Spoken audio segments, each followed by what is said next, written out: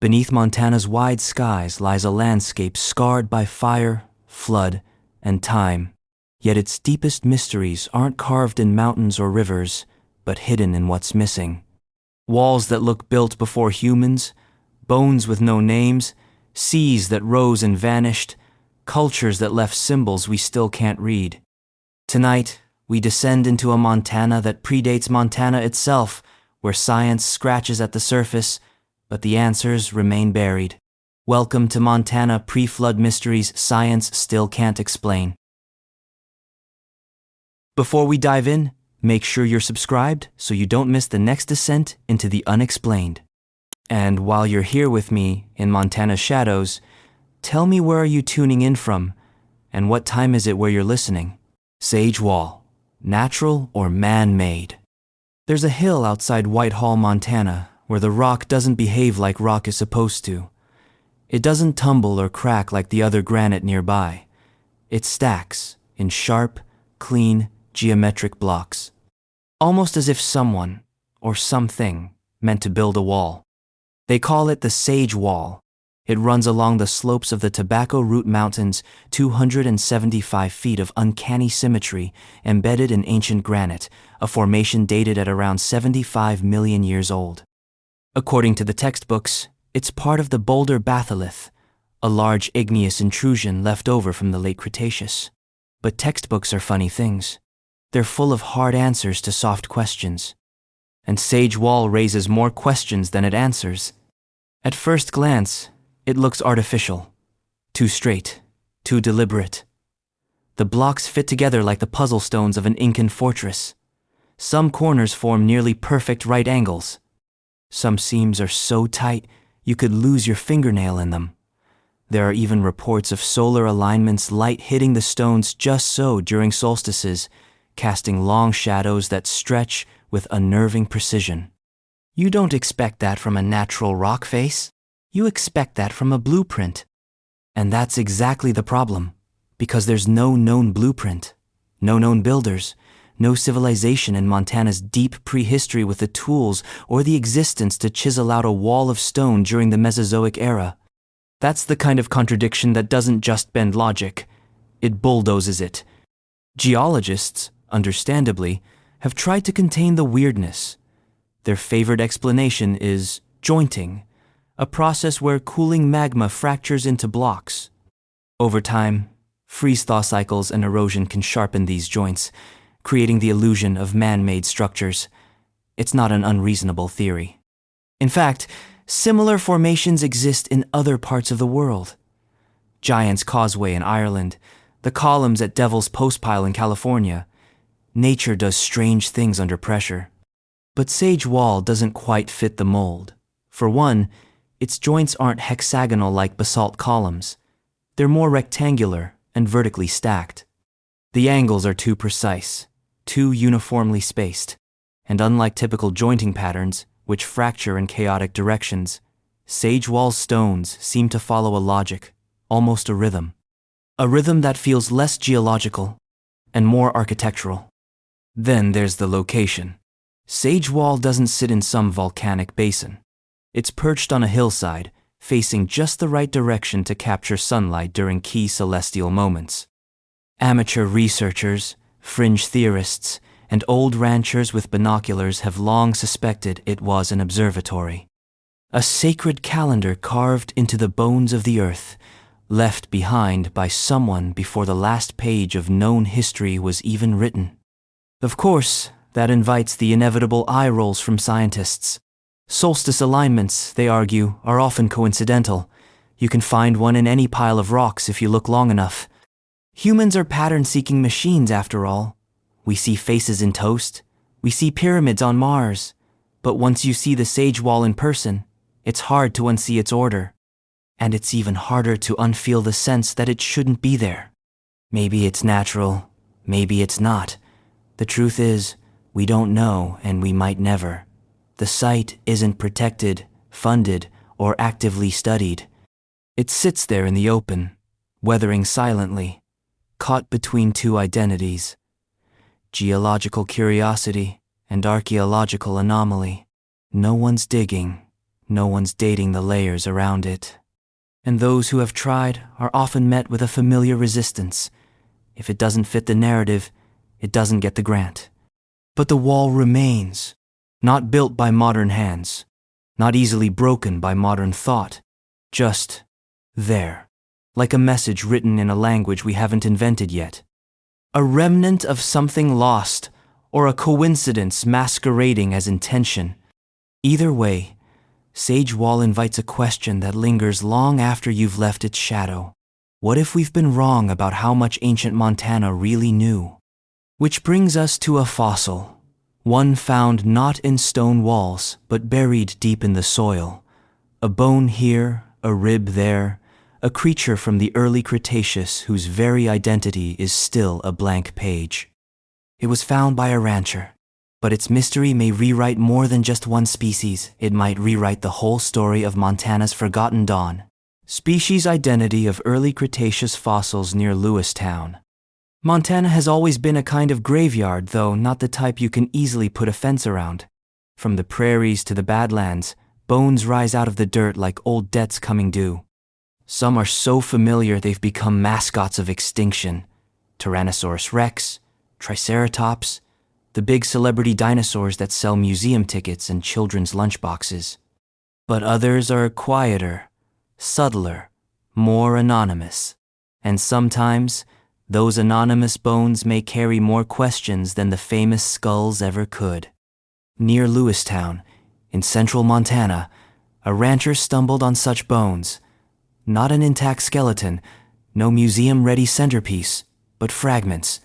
A tail, part of a hip, sections of leg, ribs, pieces of a puzzle that seems to belong to a large plant-eating dinosaur, living more than 120 million years ago. The problem is that no one can say what species it actually was. That's not just a minor missing label. That uncertainty represents a hole in the fossil record, a gap in the story of Montana's Cretaceous world.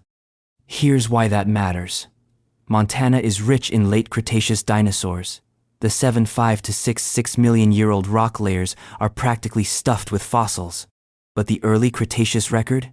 Thin, sparse, whispering where the later rocks shout. Finding a dinosaur from 120 million years ago in Montana is like finding a missing chapter in a book where you thought the printer had left out 100 pages. Something is there, faint but tantalizing, hinting at a whole ecosystem we don't yet understand. So what exactly did the rancher dig up? At first glance, the bones seemed to belong to an ornithopod, one of those broad-hipped, plant-munching lineages that eventually gave us the duck-billed hadrosaurs. Large, but not terrifying. More likely to flee than fight. The tailbones, in particular, suggest an animal that carried its mass on strong hind legs, balanced by a long, rigid counterweight of vertebrae. But beyond that, scientists hesitate. Too many details are missing. One rib looks like it could belong to one species. A hip fragment resembles another. The proportions don't neatly line up with known fossils from other states. It's a Frankenstein's monster of data, recognizable parts stitched into something that doesn't quite match any familiar blueprint. And because paleontology is both a science and a careful game of restraint, no one's rushing to slap a new name on it. Naming a species on the basis of fragmentary remains has a long history of embarrassing corrections. So the bones sit in storage, cataloged, studied, but unnamed orphans of taxonomy. There's a deeper irony here. The early Cretaceous was a period of immense evolutionary innovation. This is when flowering plants began spreading across the land, rewriting ecosystems. Herbivores had to adapt their diets. Predators had to adapt their strategies. Montana, sitting on the fluctuating edge of ancient seas and river plains, would have been a stage for these transformations. But without fossils to anchor the script, we're left with empty stage directions. Enter, dinosaur. Which dinosaur? Unknown. And yet, the mystery itself is instructive. It tells us where to look, what to look for, and how much we don't yet know. The Lewistown fossils might belong to a known genus but with unique Montana adaptations, or they might represent a new lineage entirely, one that never crossed the border into better studied regions. Imagine an animal that lived its whole evolutionary life in a place we've barely cracked open, leaving behind just enough bones to remind us it existed. Scientists have floated possibilities. Some suggest a relative of Tenontosaurus, a common ornithopod found further south. Others think it could be something closer to Iguanodon. Both are plausible, but not proven. Until more fossils turn up skulls, teeth, distinctive bones that can be compared with confidence, the species will remain an open question, a ghost taxon, a shadow of a name that doesn't yet exist. And maybe that's the real mystery here, not the dinosaur itself, but the silence around it. Because paleontology isn't just about bones, it's about what gets preserved and what doesn't. Whole ages can vanish from the record simply because the right conditions for fossilization didn't happen. Sediments washed away, erosion scrubbed the slate clean, entire ecosystems erased like chalk from a blackboard.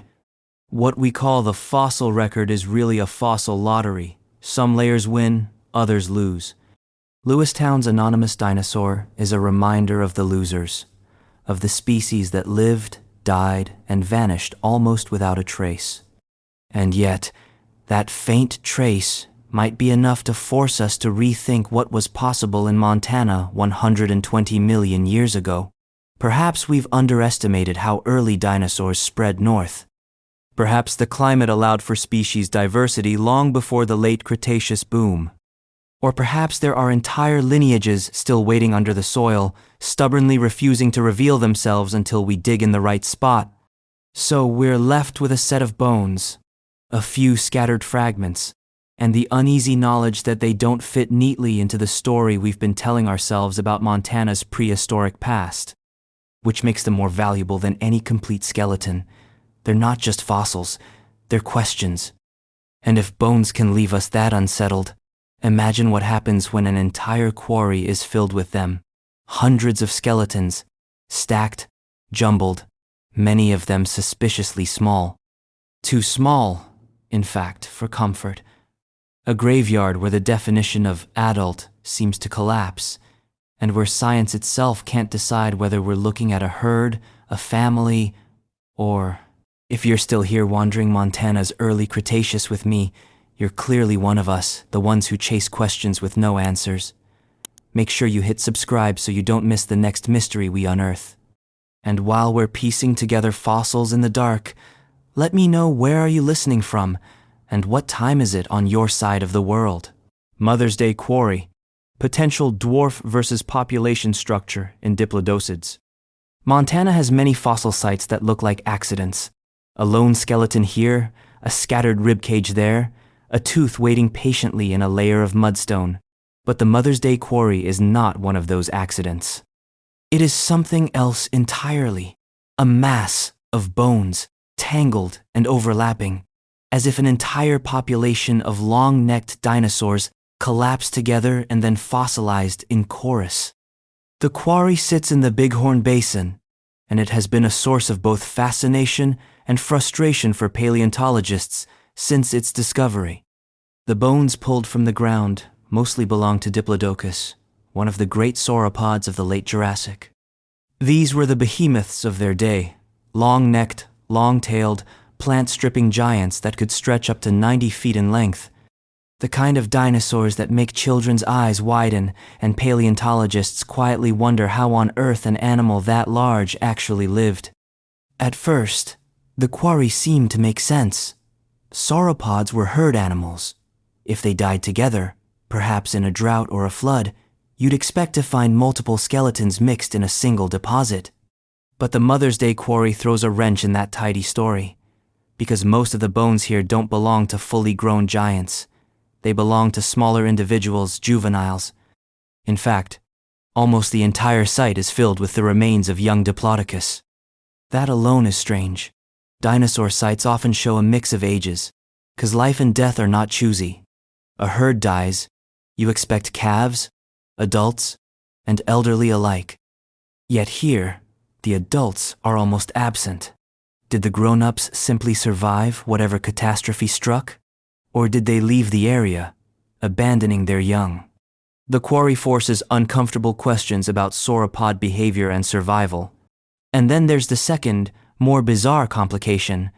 Among the bones, a few individuals look like they were not juveniles at all, but adults that never grew to the expected size. In other words, they might have been dwarfs. A community of small-bodied sauropods in a world dominated by giants. This creates two competing explanations. One is that the Mother's Day quarry is a tragic snapshot of a nursery herd, a gathering of young Diplodocus separated from the adults, who either survived elsewhere or weren't present during the event that caused the mass death. The other is that the quarry preserves evidence of an unusual population structure, perhaps a local subspecies of sauropods that simply didn't grow as large. A population of permanent, small-statured diplodocids, thriving in their own niche. Science has yet to decide. Each interpretation opens up more questions than it resolves. If this was a juvenile herd, why were they separate from adults? Were young sauropods independent, roaming in their own groups until they reached full size? That would imply a complex social structure, with age-specific groupings, a behavior not unlike what we see in some modern elephants or bison. If instead these were dwarfs, what ecological pressure would have produced them? Limited food, environmental stress? Or something deeper in the evolutionary machinery, tinkering with size for reasons we don't yet understand? Geology offers a partial clue. The bones appear to have been deposited during a drought cycle, when water sources dried up and herds would have been forced into closer quarters. Some paleontologists suggest the quarry is the aftermath of a waterhole trap. Young animals clustered around the last muddy pools, weakened by thirst and hunger, and eventually perished together. That sounds plausible, but it doesn't explain the presence of potentially mature but undersized individuals, nor does it explain why adult sauropods are conspicuously missing from the carnage. The quarry, in other words, is a layered mystery, part behavior, part environment, part anatomy. And the deeper scientists dig, the less certain they become. For every answer, two new questions crawl out of the sandstone. Were sauropods more socially complex than we've assumed? Did Montana host a lost lineage of dwarf giants? Or are we looking at a preservation bias, where the bones of adults were washed away or eroded long before paleontologists got there? There's an irony here worth savoring. Paleontology often deals in grandeur, the tallest, the largest, the record-breaking specimens that define their age. Yet one of the strangest puzzles in Montana's fossil record comes not from the towering giants themselves, but from the absence of their full-sized forms. It is the emptiness, the missing adults, that makes the quarry hum with unanswered questions. And while science argues, the bones remain silent. They don't announce whether they belong to dwarfs, to orphans, or to something in between. They sit in museum drawers, tagged and labeled, waiting for someone to make sense of their contradictions. The quarry's very name, Mother's Day, now feels like an inside joke the Earth is playing on us. A site named for mothers, yet suspiciously devoid of them. A graveyard of children or of something that never grew up. But Montana is full of such half-told stories.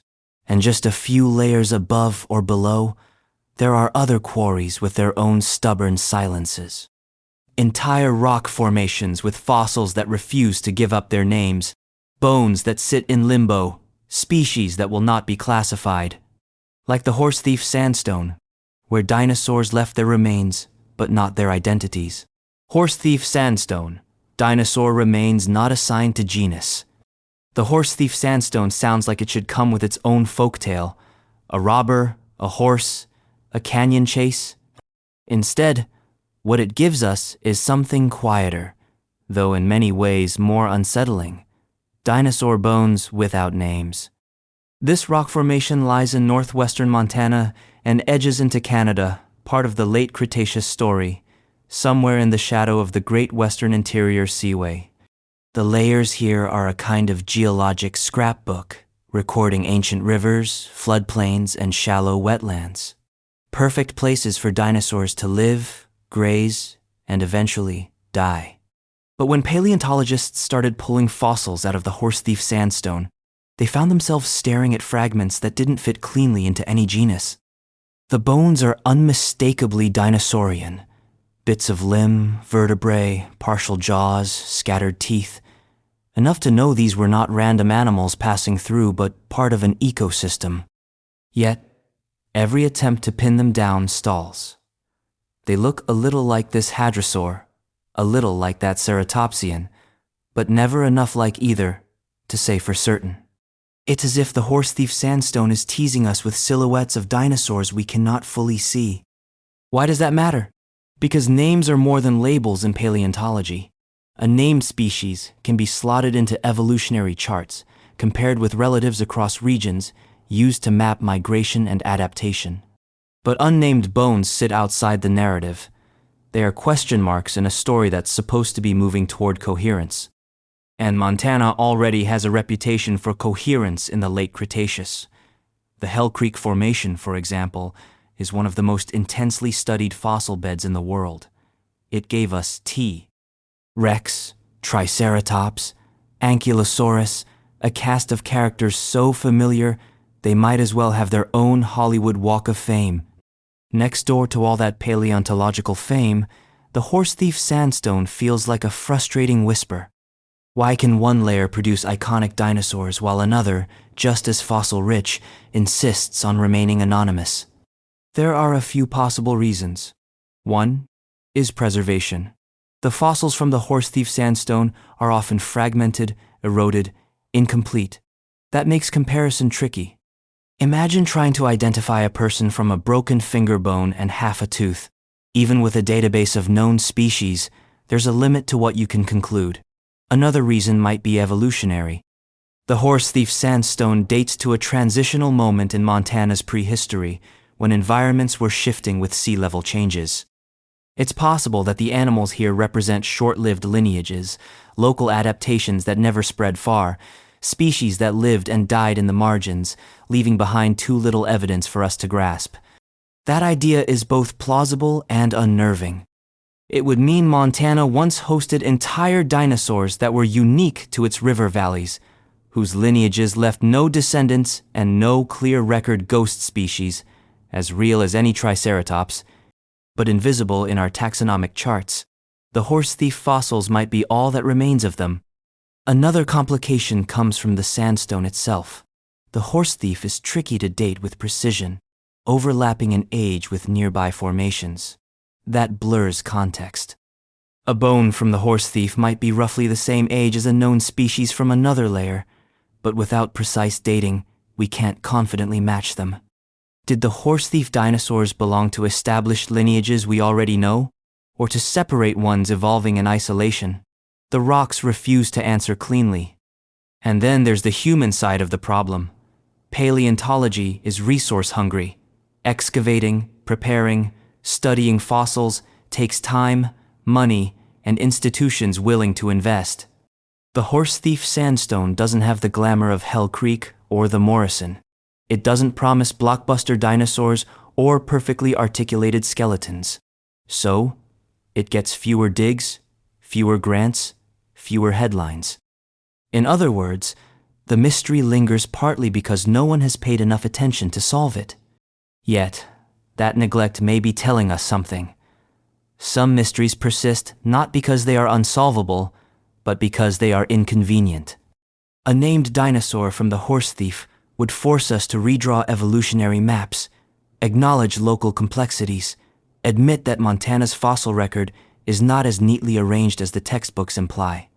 It might reveal that our knowledge of the Cretaceous is built more on selective discovery than on complete truth. So, the horse thief sandstone sits in quiet defiance. Its bones remain uncategorized, its dinosaurs faceless. The formation itself feels like an archive written in code, a reminder that even in one of the richest fossil states on Earth, we don't know nearly as much as we think. And that's the unsettling part. These aren't missing fossils from deep time gaps, erased by erosion. They are here, in our hands, but still nameless. That implies the unknown isn't just buried beneath our feet, it's staring right at us, unrecognized. But if the horse thief sandstone is an archive we can't yet read, the next mystery is more like a library with half the books missing. Entire formations in Montana have yielded fossils, but none that can be confidently tied to a species. Among them is the Telegraph Creek Formation, where the remains of ancient vertebrates are present, but their identities remain cloaked in the sediment. Telegraph Creek Formation, unknown vertebrates. Montana's landscape today is stitched together with rivers, plains, and mountain backdrops. But rewind about 80 million years, and the same land was an entirely different kind of crossroads. It was a shoreline, sometimes drowned under the waves of the western interior seaway, sometimes left dry, a playground for rivers and deltas that poured sediment into the inland ocean. Out of this restless stage comes the Telegraph Creek Formation, a late Cretaceous deposit that has puzzled paleontologists for decades. The Telegraph Creek is not barren. Far from it. Fossils have been found there. Vertebrates, invertebrates, plant remains, the scattered debris of ancient ecosystems. But the problem is not quantity. The problem is clarity. The vertebrate fossils from this formation have never been properly described or confidently assigned to any genus. They remain, even now, floating in scientific limbo. Imagine walking into a library where all the books have been stripped of their titles and covers. You know you're surrounded by knowledge, but you can't tell what belongs where. That's the Telegraph Creek Formation. There are hints of fish, fragments of reptiles, pieces of dinosaurs, but they don't resolve into a full picture. The details we'd need to reconstruct the story are smeared, broken, incomplete. Why? Part of the answer is preservation. The Telegraph Creek is composed of sandstones and shales laid down in shifting coastal environments. Fossilization in such settings tends to favor the small, the tough, and the lucky. Bones get transported, jumbled, eroded. What's left is often isolated pieces, sometimes little more than splinters. Paleontologists can say, yes, this is from a vertebrate, but not much more. It's the difference between recognizing a jigsaw puzzle piece as part of an animal and being able to place it in the bigger picture. There's also the issue of focus. The Telegraph Creek hasn't drawn the same sustained attention as formations like Hell Creek or Two Medicine. Why? Because those famous formations produce fossils that are easier to identify: complete skeletons, distinctive skulls, headline-worthy specimens. The Telegraph Creek, by contrast, whispers instead of shouting. It offers small, frustratingly anonymous remains. In the competitive world of paleontology, whispers don't get the same grant money as roars. And yet, the very ambiguity of the Telegraph Creek makes it important. The late Cretaceous was a dynamic time in Montana's history. Sea levels rose and fell, ecosystems transformed, whole lineages of animals shifted in response. The Telegraph Creek lies right in the middle of this turbulence, a record of a world in transition. If we could fully decode its fossils, we might better understand how life adapted at the margin of land and sea. Some scientists suspect the formation could preserve evidence of species that don't appear elsewhere, maybe small-bodied dinosaurs that thrived along coastlines, maybe transitional marine reptiles, adapted to brackish waters, maybe fish that swam between fresh and salt, recording in their bones the chemistry of an environment that was never stable for long. But without precise identifications, all of this remains speculation. It's also possible that the Telegraph Creek holds a record of faunal turnover periods when species disappeared locally and new ones appeared. Other Montana formations show these shifts, but often without clear cause. The Telegraph Creek might be part of that puzzle, a snapshot of ecosystems trying to adjust to the restless sea. Without properly studied fossils, though, the story is locked in the rocks, waiting. There's a kind of irony here. Montana is world famous for dinosaurs, yet within its borders lie layers that barely whisper their identities. It suggests our understanding of the prehistoric world is uneven, biased toward the spectacular. We know the headline acts, but ignore the transitional performers, the background players, the species that fill the ecological cracks. The Telegraph Creek is full of those forgotten performers' fossils that could rewrite local history if only we knew who they belonged to. The mystery lingers in the scientific literature like an ellipsis. Papers mention vertebrate fossils from the Telegraph Creek, then trail off without further detail. They exist, but they resist classification. That resistance is both maddening and magnetic. Because when a formation keeps its fossils nameless, it forces us to admit how much we still don't know. And that ignorance matters. Every unidentified bone is a gap in the evolutionary chart, a blind spot in our reconstruction of ancient Montana. Was the Telegraph Creek dominated by small coastal species adapted to unstable environments? Did it preserve visitors from inland herds wandering toward the water? Did it harbor lineages that died out before leaving descendants? Each possibility is plausible. None are confirmed. So, the fossils sit in collections, labeled with vague tags, vertebrate indeterminate, which is the scientific way of saying we have no idea yet, but that yet is key. The bones are waiting, patient as the sandstone that entombed them, for someone to return with sharper tools, better techniques, and more time to listen. Until then, the Telegraph Creek remains a half-read chapter in Montana's deep past, a place where dinosaurs and marine reptiles may have crossed paths, where fish swam in waters that could shift from fresh to briny in a geological blink, where life itself seemed to hesitate on the edge of definition. And just a few miles away, another formation carries the same kind of mystery. The Kootenai Formation, older, just as stingy with its secrets, holds dinosaur fossils that likewise refuse to be identified. If the Telegraph Creek is a library without book covers, the Kootenai is more like a manuscript with entire pages torn out. Kootenai Formation. Unclassified dinosaur fossils. The Kootenai Formation is not the sort of rock that grabs headlines. It does not glitter with complete skeletons posed like dioramas, nor does it hand over teeth sharp enough to headline a museum gift shop. What it does offer are bones enigmatic, fragmentary, persistent bones that whisper of dinosaurs but stop short of telling us which ones. This formation dates back to the Lower Cretaceous, around 125 to 100 million years ago.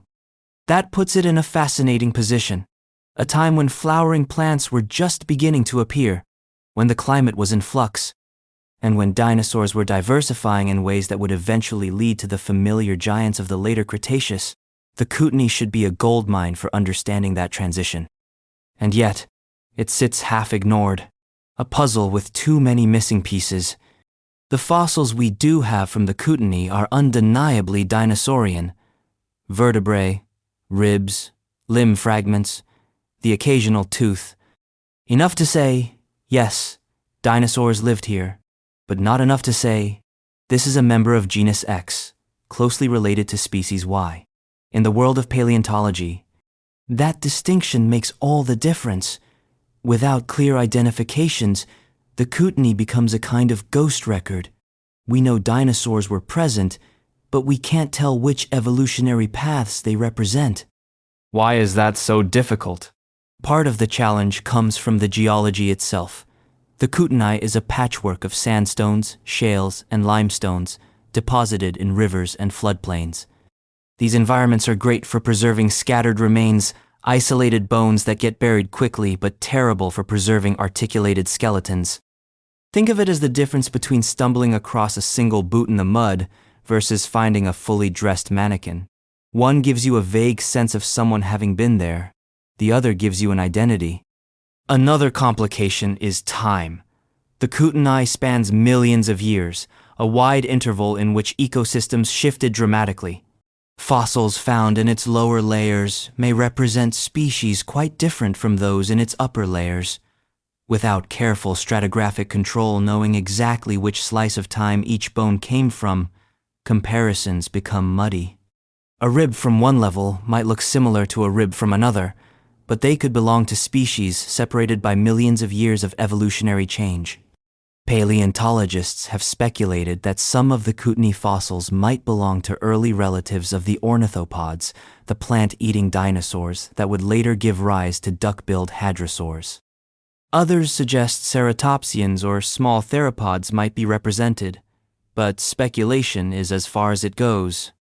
There simply isn't enough diagnostic material skulls, distinctive limb elements, specialized teeth to make firm identifications. The result is a frustrating pattern, promising discoveries that stall out at indeterminate dinosaur.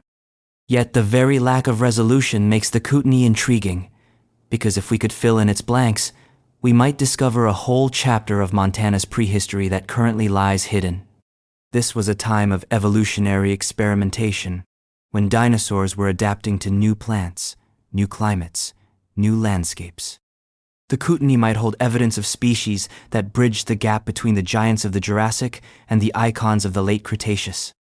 It could contain ancestors, cousins, or entirely lost lineages that never made it past their own ecological trials.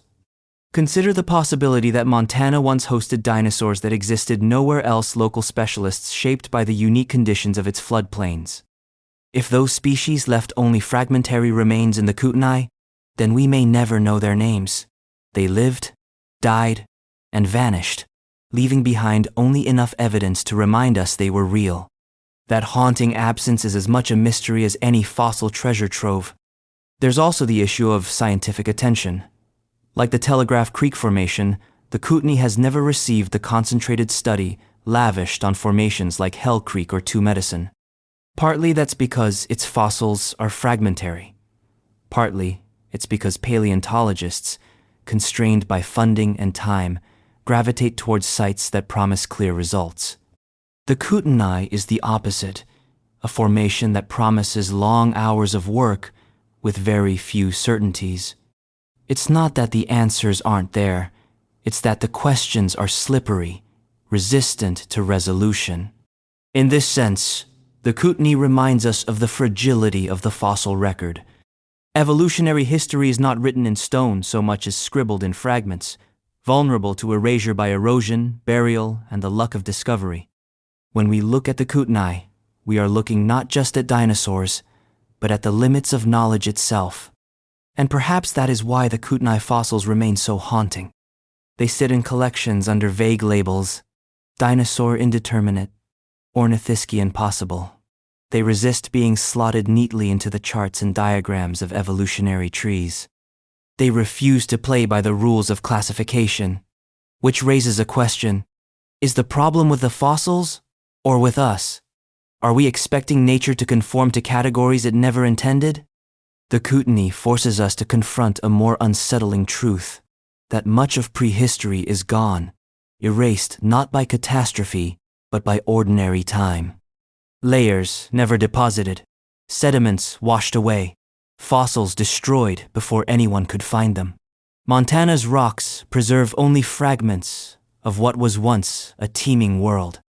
The Kootenai is a monument to that loss, a reminder that even in one of the richest fossil regions on Earth, most of the story is missing. And sometimes, it's not just a few bones that are missing. Sometimes, it's entire layers of time, millions of years wiped clean, leaving a blank space in the geologic record. Which brings us to the next mystery, the great gaps in Montana's history, where sediment itself went missing, taking with it everything that once lived above it. Gap in Montana's geologic record. Missing sediment divided by missing history. Montana is often called a fossil hunter's paradise, but if you zoom out far enough, the state starts to look more like a book with missing chapters.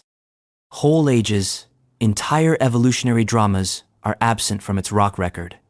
What should be solid, continuous layers of time are instead riddled with breaks, blank intervals, where history simply didn't get written down. Geologists have a polite term for this: unconformities. A word that means, in effect, we're missing something, but we don't know exactly what. An unconformity happens when rock layers that should have been deposited simply weren't, or when they were laid down and then later eroded away. To the human eye, standing on a windswept ridge, it looks seamless. But to a geologist trained to read strata like a novel, these gaps are glaring omissions. Imagine reading a story where Chapter 7 is ripped out and Chapter 8 begins mid-sentence. The plot still moves forward, but you're left wondering, who lived, who died, and what exactly just happened? Montana's geologic gaps are particularly unsettling because they often occur at critical moments. In some places, rocks from the Ordovician period are absent, leaving a silence of tens of millions of years. In others, the fossil record skips ahead abruptly, erasing evidence of local life that might have bridged evolutionary transitions. And the reasons for these gaps are not always straightforward. Was it erosion? Was it a lack of sedimentation? Did seas retreat for long stretches, exposing land to weathering instead of burial? The answers shift depending on which valley or mountain you're standing in. The absence is not just academic. Missing sediment means missing fossils. Every gap in Montana's rock record is a graveyard that never got recorded. Dinosaurs, fish, plants, entire ecosystems could have existed here, their remains erased before they had a chance to fossilize. When we look at Montana's spectacularly rich late Cretaceous record, we forget how much came before that is gone. The past looks continuous only because we're blind to the missing pages. And yet, the gaps themselves can sometimes tell a story. An unconformity is not just nothingness, it's an event. The erosion of millions of years can be evidence of mountain building, of rivers cutting down through rock, of climates so unstable that deposition was impossible. In a strange way, the absence of sediment is itself a presence, a sign of landscapes too dynamic to leave fossils behind. But that only sharpens the mystery.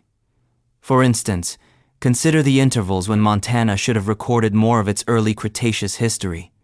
Instead, the record is fragmentary. We know life was here, bones at Lewistown prove it, but the surrounding layers are patchy. It's as if the state has amnesia about its own adolescence. The gaps create problems for scientists trying to reconstruct evolutionary lineages.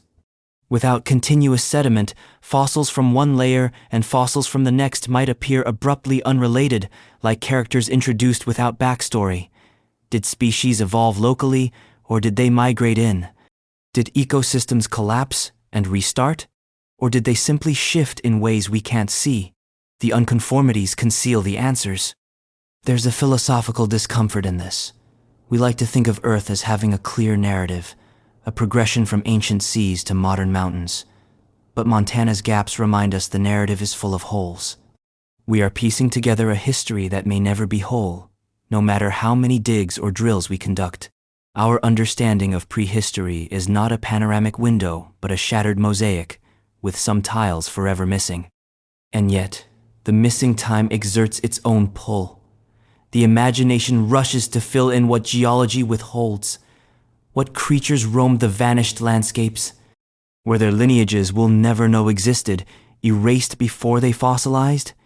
Could the ancestors of later dinosaurs have been evolving quietly here, their entire story lost to erosion? These questions can never be fully answered, but they haunt the gaps as much as the fossils haunt the stone. Montana's missing sediment is not just a scientific inconvenience.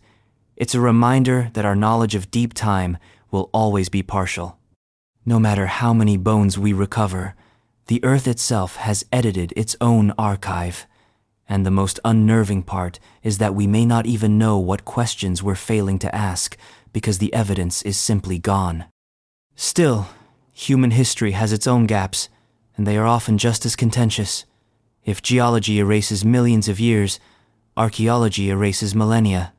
The next mystery is not about rocks that failed to record dinosaurs, but about people. The very first people in Montana, who left traces of their arrival but no definitive answer to when, how, or by which paths they came. How and when the first people came to Montana. When we turn from fossils to people, the mysteries do not disappear. They only get closer to home. Montana's earliest human history reads less like a clear trail and more like footprints scattered in shifting sand. Some sharp, others blurred, many missing altogether. We know that people were here, that they lived, hunted, buried their dead, and told stories that echoed across valleys. What we don't know, not with certainty, is exactly how and when the first footsteps fell on this landscape. The most familiar theory goes like this. During the last ice age, sea levels dropped, as glaciers locked up much of the world's water. A land bridge, Beringia, emerged between Siberia and Alaska. Across it came small bands of hunter-gatherers, following game, carrying tools, chasing survival into the unknown. From there, the story spread south, through what is now Canada, and into the Great Plains, including Montana. This is the broad narrative, taught in classrooms and museum placards. But the details unravel the closer you look. For one thing, the timing is contested. Some researchers argue that people entered the Americas around 13,000 years ago, tied to the famous Clovis culture. Others point to sites that seem much older, 15,000, even 20,000 years ago, pushing the timeline back into deeper uncertainty. Montana itself complicates this debate with the Anzic site near Wilsall, where the remains of a young child were buried with ochre and finely crafted tools about 12,600 years ago. This is the only known Clovis burial site, and its presence suggests not only that people were here early, but that they had complex rituals and beliefs. Yet, whether they were the first or merely one wave among many remains unsettled. Then there's the question of routes. The classic story emphasizes an ice-free corridor opening between retreating glaciers, allowing passage southward into the plains. But more recent research suggests this corridor may have been impassable during the earliest arrivals. If so, how did people reach Montana? One possibility is coastal migration. Early groups moving along the Pacific shoreline in boats or on foot, living off shellfish and kelp, and eventually pushing inland. Another possibility is multiple routes, multiple waves, some through the corridor, others along the coast, converging in places like Montana. The truth may be less a straight path and more a web of migrations. Montana's geography makes it a crucial puzzle piece. The state sits at a crossroads between the northern plains, the Rocky Mountains, and glacial routes from the north. Any group moving southward or eastward could have passed through. Archaeological fine stone tools, fire-cracked rock, scattered bones prove that humans were here thousands of years ago, but they don't yet map a clear origin story. Instead, they raise new questions. Were these people the ancestors of modern tribes, or earlier groups who vanished or were absorbed? Did they come once, in a single migration, or many times, in waves spread across millennia? Genetics has added both clarity and complication. The Anzic child's DNA shows connections to modern Native Americans across the continent, as well as ancient populations in Siberia. This supports the idea of a shared ancestry stretching back to Beringia. Yet it also raises uncomfortable questions. If these were the ancestors of today's tribes, how much cultural continuity survived the upheavals of thousands of years? And if other earlier migrations occurred, why did they leave so little genetic trace? Even the tools and artifacts resist neat explanation. Projectile points, scrapers, and antler rods suggest skilled craftsmanship and long-distance trade. Materials found in Montana sometimes trace their origins to faraway quarries, implying networks of movement and exchange long before written history. These artifacts are evidence of presence, but not of origin. They show us that people lived here, but not how they first arrived. And so we are left with a paradox. The more evidence we uncover, the less straightforward the story becomes. Theories multiply instead of narrowing. Was Montana settled by one bold migration sweeping across a land bridge? By gradual trickles of families moving south over centuries? By multiple groups arriving from different routes, each contributing to the genetic and cultural tapestry we see today? The ground remains mute on these questions. The deeper irony is that the mystery of first arrivals is often framed from a modern, scientific perspective, while the descendants of those first people already have stories. Indigenous oral traditions speak of origins tied to this land itself, of emergence from within the earth rather than migration across oceans. From that point of view, the question of when did people arrive in Montana is already flawed because they never arrived. They were always here. Archaeology, genetics, and geology may argue otherwise, but those traditions remind us that mysteries are shaped as much by perspective as by evidence. What is clear is that Montana was never empty. By the time glaciers retreated and mammoths still roamed, people were here, hunting, gathering, creating symbols, burying their dead. They may have walked across ice, paddled along coasts, or risen from the land itself, depending on which narrative you follow. But in every version, they leave us with the same unsettling truth. We cannot fully reconstruct how the human story in Montana began. The trail is broken, scattered, and contradictory. And even when people did leave clearer marks, drawings on stone, images of animals and spirits etched in caves near Billings, the mystery doesn't vanish, it only changes form. For the next great puzzle is not how people arrived, but how to interpret what they left behind, the enigmatic pictographs whose meanings flicker between the earthly and the supernatural. Full interpretation of Pictograph Cave imagery. A few miles outside Billings, 3 caves cut into the sandstone bluffs overlook a valley that has carried human stories for thousands of years. Pictograph, Middle, and Ghost Caves. They sound like tourist stops on a scenic byway, but to archaeologists and tribal historians, they are something stranger. An ancient archive filled not with words, but with pictures. Red, black, and white figures painted onto stone walls. Bison, warriors, hunters, shapes that blur between the earthly and the supernatural. The Pictograph Cave complex has yielded over 100 separate images, layered on top of each other across centuries. Some were drawn as early as 2,000 years ago, others as recent as a few hundred. Together they form a palimpsest, a living canvas where each generation added its marks, sometimes preserving, sometimes obscuring what came before. To stand inside the cave is to stand inside a time machine that refuses to settle on one date. At first glance, the imagery seems straightforward. Bison with exaggerated humps, men with bows, animals in motion, but the closer you look, the more ambiguous the figures become. A line that might be a spear could also be a serpent. A figure with outstretched arms could be a dancer, or a spirit, or something else entirely. Interpretation quickly slides from description into speculation. Scientists have tried to approach the cave with analytical methods: radiocarbon dating of charcoal, pigment analysis, stylistic comparison. These yield some hard facts. Many images were painted with natural minerals like red ochre and black manganese.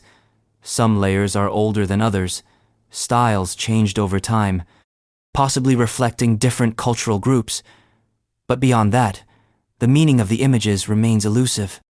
For instance, were the pictographs primarily records of hunting success, ceremonial offerings, teaching tools for young hunters, spiritual visions recorded after trance or dream? Depending on who you ask, the answer shifts. Archaeologists tend to look for patterns, numbers of bison versus numbers of hunters. Tribal elders often emphasize oral traditions, suggesting the figures are not mere records but symbolic narratives, tied to myth and ritual. Both approaches reveal pieces of truth, but neither captures the whole. The cave itself complicates matters. Over centuries, people returned to repaint, redraw, layer image upon image. A hunter's figure might overlap with a bison drawn generations earlier. A supernatural being might be superimposed on a mundane scene. This creates a visual dialogue across time, but also a visual confusion. What belonged together originally? What was meant to erase or to amplify older images? Without the artists themselves to explain, the walls resist neat translation. And then there's the uncomfortable modern reality. Much of the site has already been disturbed. Early excavations in the 1,930 seconds focused heavily on artifacts from the cave floor, stone tools, projectile points, beads, but gave less attention to the images on the walls. Visitors have left graffiti. Weather has eroded pigments. What we see today is only a fraction of what once existed. Even that fraction flickers in the shifting light, hard to photograph, harder still to interpret. The Pictograph Cave mystery is not just about what the images mean, it's about how meaning itself changes over time. A bison drawn 1,500 years ago may have meant something entirely different to the people who redrew it 500 years later. To one generation, it may have been a literal record of a hunt. To another, a sacred emblem of abundance. To another still, a spirit animal in ceremony. We are not just looking at ancient art, we are looking at conversations between the living and the dead. The irony is that in our search for definitive answers, we may miss the point. The power of the pictographs might lie in their ambiguity. They are not static museum pieces, but living symbols, still carrying resonance for the tribes who trace their heritage to this land. Asking for a single true interpretation may be less important than recognizing the layers of meaning they continue to hold. And that brings us to an even broader question. If caves can hold symbols layered over centuries, what about the land itself? Montana's geology is full of similar overlays, seas advancing and retreating, leaving sediments, then stripping them away, then laying new ones down. Each layer is like a pictograph, but written in stone rather than pigment. Understanding them is just as elusive, especially when we try to reconstruct the full extent of ancient sea incursions that once drowned this inland world. Extent and nature of ancient sea incursions. It takes some imagination to look at modern Montana endless prairies, jagged mountains, sagebrush valleys, and picture it all underwater, not in the metaphorical sense of drowning in history, but literally drowned. More than once, over hundreds of millions of years, seas invaded this land, shallow, sprawling, warm seas that spread across the continent like an indecisive tide. They came, they retreated, and they left behind a record that is both hauntingly clear and frustratingly incomplete. The most famous of these was the Western Interior Seaway, a massive inland ocean that stretched from the Gulf of Mexico to the Arctic. Around 100 million years ago, it bisected North America, creating two long curving coastlines. Montana sat squarely on its shifting margin. Sometimes it was shoreline. Sometimes it was fully submerged. Sometimes it was dry land, only to be swallowed again a few million years later. Imagine Florida today but on steroids, and dragged north into a world where dinosaurs walked the beaches. The sea's presence is undeniable. Layers of limestone and shale are filled with marine fossils, ammonites, clams, oysters, fish scales, and even the remains of mosasaurs and plesiosaurs, reptiles that ruled the shallow waves. But the details of its extent remain stubbornly unclear. Exactly how far inland did the sea stretch at different times? How deep was it? Did it cover all of present-day Montana, or only parts of it? The evidence points in multiple directions, and the rocks sometimes contradict each other. Part of the difficulty is that the seaway wasn't static. It pulsed. Geological evidence suggests it advanced and retreated dozens of times, like a giant lung inhaling and exhaling over millions of years. Each cycle left behind sediment, then sometimes erased it again. One layer might show a thriving marine ecosystem. The layer above it might be river deposits, suggesting the sea was gone. Then the sea returned, layering marine fossils on top of freshwater ones. It's less like reading a novel and more like trying to reconstruct a plot from shuffled index cards. Even within Montana, the record is inconsistent. Eastern Montana preserves broad swaths of marine deposits, evidence of long submergence. Western Montana, closer to the rising Rockies, has patchier evidence, sometimes marine, sometimes terrestrial, sometimes both. The ancient shoreline likely shifted back and forth across hundreds of miles. One valley might have been an estuary, another a coastal swamp, another a shallow seabed dotted with mollusks. But which valley was which, and when, remains difficult to pin down. And then there's the ecological question. How did these repeated invasions shape life on land? Imagine being a dinosaur in Montana, grazing one season on broad floodplains, only to find your world swallowed by salt water a few thousand years later. Did populations migrate westward, following the retreating land? Did they perish in place, leaving only fragments of bone in the rising tide? The fossil record hints at turnovers, species appearing and disappearing in strange rhythms, but tying those directly to sea incursions is tricky. The timing is often blurred by missing layers or uncertain dating. One of the most fascinating mysteries is how marine and terrestrial ecosystems overlapped. Fish beds from central Montana show species that could tolerate both fresh and brackish conditions. Plants adapted to unstable shorelines appear in certain layers, suggesting transitional habitats. But beyond that, much remains unresolved. Did dinosaurs ever feed on resources directly tied to the seaway, scavenging along its beaches? Did marine reptiles occasionally push into estuaries, hunting prey close to shore? These are questions without clear answers. What we do know is that the sea shaped Montana's very bones.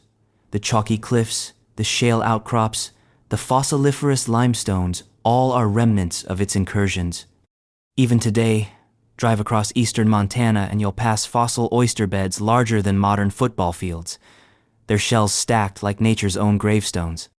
They are silent witnesses to oceans that vanished long before humans drew their first maps. But we don't yet know the full story. How many times did the sea come and go? How quickly did it rise and fall? Was it gradual, creeping forward over millennia, or sudden, flooding valleys in the span of centuries? Some geologists argue for relatively stable cycles tied to global climate shifts and plate movements. Others suggest more chaotic rhythms, with local tectonics and regional climate amplifying the changes. The debate remains unsettled, just like the sediments themselves. The irony is that for all its grandeur, the western interior seaway is remembered most vividly not by its abundance, but by its absences. What we don't know about its incursions, its exact boundaries, its depth, its tempo, creates as much intrigue as what we do. The mystery is not just in the fossils it left behind, but in the blank spaces where the evidence runs thin. And those blank spaces don't just haunt the marine record, they appear on land too. For even when Montana's rocks preserve dinosaur bones in abundance, they sometimes fail to capture their footprints. Which brings us to the next mystery. Why, in some Cretaceous formations, the bones of giants are plentiful, but the tracks they should have left behind are almost nowhere to be found. Why dinosaur footprints are scarce in some Cretaceous formations in Montana? There's a peculiar irony in Montana's fossil record. On one hand, the state is overflowing with dinosaur bones, skulls, ribs, teeth, entire skeletons that fill museums from Bozeman to New York. On the other hand, the footprints of these same animals are strangely absent in certain layers where bones should guarantee their presence. It's as if dinosaurs walked across the land invisibly, leaving bodies behind but refusing to leave tracks. This scarcity of footprints is not universal. Some formations in Montana do preserve them. The Two Medicine Formation, for example, has yielded notable trackways, including the telltale impressions of herding hadrosaurs. But in other places, such as parts of the Hell Creek or Horse Thief Sandstone, footprints are curiously hard to come by. Given the sheer density of skeletal fossils, you would expect entire landscapes stamped with dinosaur paths. Instead, the sediment is almost silent. Why? Paleontologists have been debating that question for decades, and the answers circle around a frustrating mix of geology, ecology, and sheer luck. One explanation is preservation bias. Bones and footprints require different conditions to fossilize. Bones can be buried in sediment long after an animal dies, while footprints require the perfect combination of wet, pliable substrate and rapid burial before erosion wipes them away. If the mud dries too quickly, the prints crumble. If the water is too deep, no impression forms. The Goldilocks conditions for track preservation are rare, and many environments in Montana may simply have been too unstable to record them. But that explanation only goes so far. After all, Montana has broad floodplains, riverbanks, and wetlands that should have produced trackways in abundance. Why do we see bones preserved in these same settings but almost no footprints? One possibility is that the environments that favored bone fossilization were not the same ones that favored track preservation. A flood might kill a herd of dinosaurs and bury their skeletons, but the surging waters would erase any footprints they left behind in the mud. In other words, bones and tracks may reflect different events rather than the same ones. Another hypothesis focuses on behavior. What if dinosaurs didn't spend much time in the very environments that preserved their remains? Imagine herds moving through an area briefly, leaving a few skeletons behind when individuals died, but not enough consistent traffic to stamp out trackways. Or perhaps the animals walked on ground that was too firm to hold impressions, even while their bones ended up preserved in flood deposits later. It's unsettling to think that some parts of Montana's fossil record might reflect where dinosaurs died, not where they lived or walked. Then there's the sampling problem. Paleontology is a science of fragments, and fieldwork has only covered a fraction of Montana's vast terrain. It's possible that the footprints are there, waiting in undiscovered outcrops or buried beneath layers of soil, and we simply haven't stumbled upon them yet.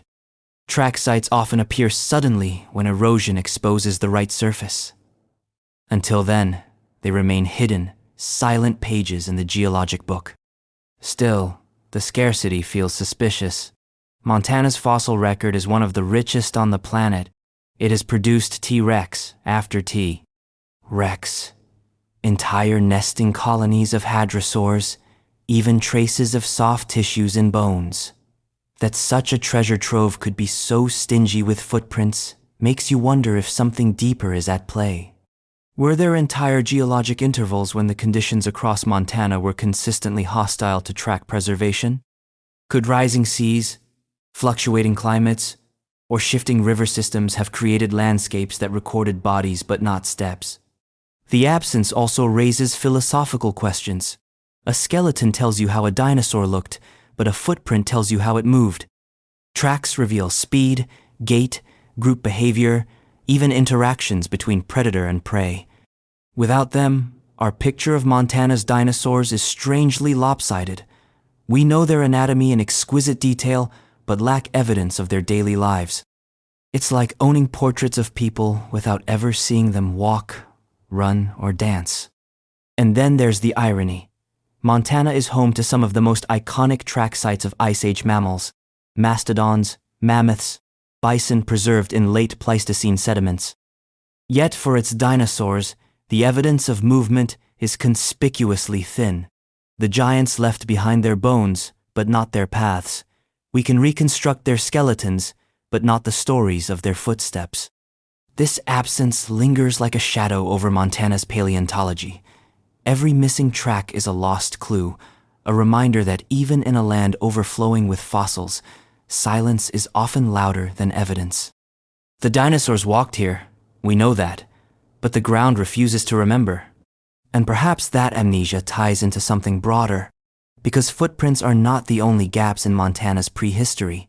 Even the bones themselves sometimes whisper of stress, of survival under difficult conditions. Which leads us into another mystery: how cycles of drought and climate change shape the lives and deaths of Montana's dinosaurs, pushing them toward behaviors we can only guess at, and extinctions we still struggle to explain. Role of climate change divided by drought in dinosaur behavior and extinction locally. Montana's landscapes have always been landscapes of extremes. Today, the state is known for winters that can paralyze highways and summers that can parch the soil until it cracks. Now imagine those swings magnified across millions of years, multiplied by shifting seas, volcanic ash, and atmospheric chemistry in constant flux. Dinosaurs in Montana were not living in some stable paradise. They were negotiating a climate that could turn from abundant to brutal with little warning. The bones they left behind whisper of that stress, and the sediment encasing them tells stories of cycles that may have shaped their very survival. Take the Mother's Day Quarry, which we've already visited in an earlier mystery. Some paleontologists argue the mass of juvenile Diplodocus bones there is evidence of a drought. A herd clustered around the last muddy remnants of a waterhole, weakened, perhaps starving, perishing together. If true, it's a snapshot of how climate cycles could devastate populations. A single season without rain could wipe out the young, reshaping the demographics of an entire species. And drought wasn't the only climate hazard. Montana sat near the edge of the western interior seaway for much of the Cretaceous, meaning its environment was subject to fluctuations in sea levels and weather systems tied to that inland ocean. Rising seas brought humidity, marshes, and lush plant growth. Falling seas left dry floodplains and arid conditions.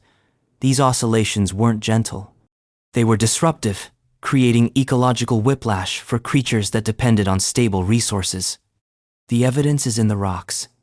Sediment layers show alternating wet and dry conditions. Fossilized plants shift from ferns and conifers to drought-tolerant angiosperms. Dinosaur nesting sites in the Two Medicine Formation appear in levels that suggest seasonal stress. Some nests contain unhatched eggs, possibly abandoned when conditions turned harsh. The pattern is not random. It hints at environmental cycles that left entire generations vulnerable.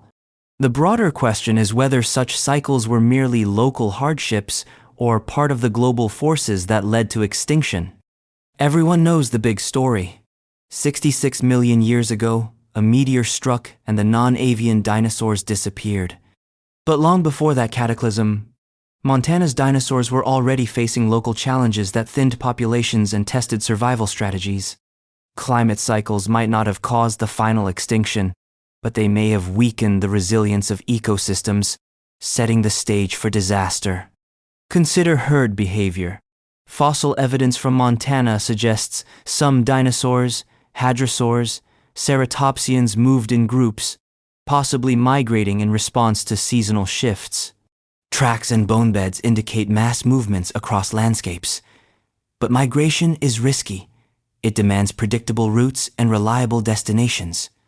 If droughts disrupted water sources or food supplies, those routes could fail, leaving herds stranded or starving. Migration in an unpredictable climate might have been less a survival strategy than a gamble with high stakes. Predators, too, were affected. A T-Rex might dominate its environment under normal conditions, but if prey herds collapsed during prolonged drought, even the apex predator would face starvation. Scarcity rippled up the food chain. Some paleontologists speculate that stresses like this could explain unusual injuries and pathologies found in Montana fossils, dinosaurs forced into desperate behaviors under environmental strain. The mystery deepens when we consider reproduction. Many Montana formations preserve evidence of nesting colonies. In the Two Medicine Formation, hadrosaur nests are found in large numbers, suggesting social breeding grounds. But if climate cycles shortened growing seasons or reduced plant abundance, reproductive success would plummet. Too few eggs hatching, too many juveniles failing to survive slow erosion of populations long before a meteor finished the job. What makes this particularly haunting is how familiar it sounds. Climate stress as a driver of extinction is not unique to the Cretaceous. It has happened again and again: Permian droughts, Ice Age cold snaps, even modern biodiversity crises. Montana's dinosaurs become part of a larger pattern. Life, adapting, straining, sometimes collapsing under forces it cannot control. And yet, for all the evidence, we cannot pin down exact causes. Was the Mother's Day quarry truly a drought deposit, or just a mass death from another trigger? Were unhatched eggs the result of heat stress, or simply fossilization quirks? Did migration routes collapse under climate stress, or were they interrupted by shifting rivers and floods? Every theory has an alternative, every explanation an asterisk. This uncertainty is what keeps the mystery alive. Montana's dinosaurs lived in a world of cycles, some survivable, others catastrophic. They endured until they didn't. Their bones tell us they adapted, migrated, nested, and died, but they don't reveal the final calculus of climate on their fate. We are left with shadows of stress, hints of struggle, and the uneasy sense that extinction was always one drought, one failed season, one bad gamble away. And while climate cycles tested the endurance of dinosaurs, they may also have played a role in something even stranger: sudden bursts of diversity.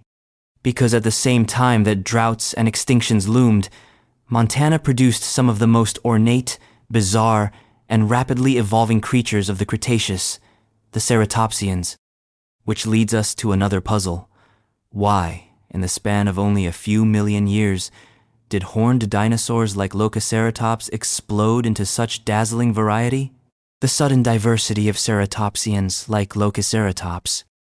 Montana has always had a talent for surprises. Just when paleontologists think they've got its fossil record sorted into neat categories, the ground coughs up something that forces a rewrite.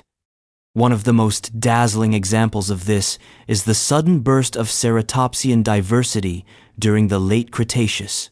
And at the center of that burst is one spectacular newcomer, Lokaceratops rangiformis. Discovered in northern Montana and unveiled to the world only recently, Lokaceratops is as dramatic as its name suggests. Its skull bore a sweeping frill ornamented with curved, asymmetrical horns, unlike anything seen before. Some of those horns even twist in ways that look more decorative than defensive, more flourish than function.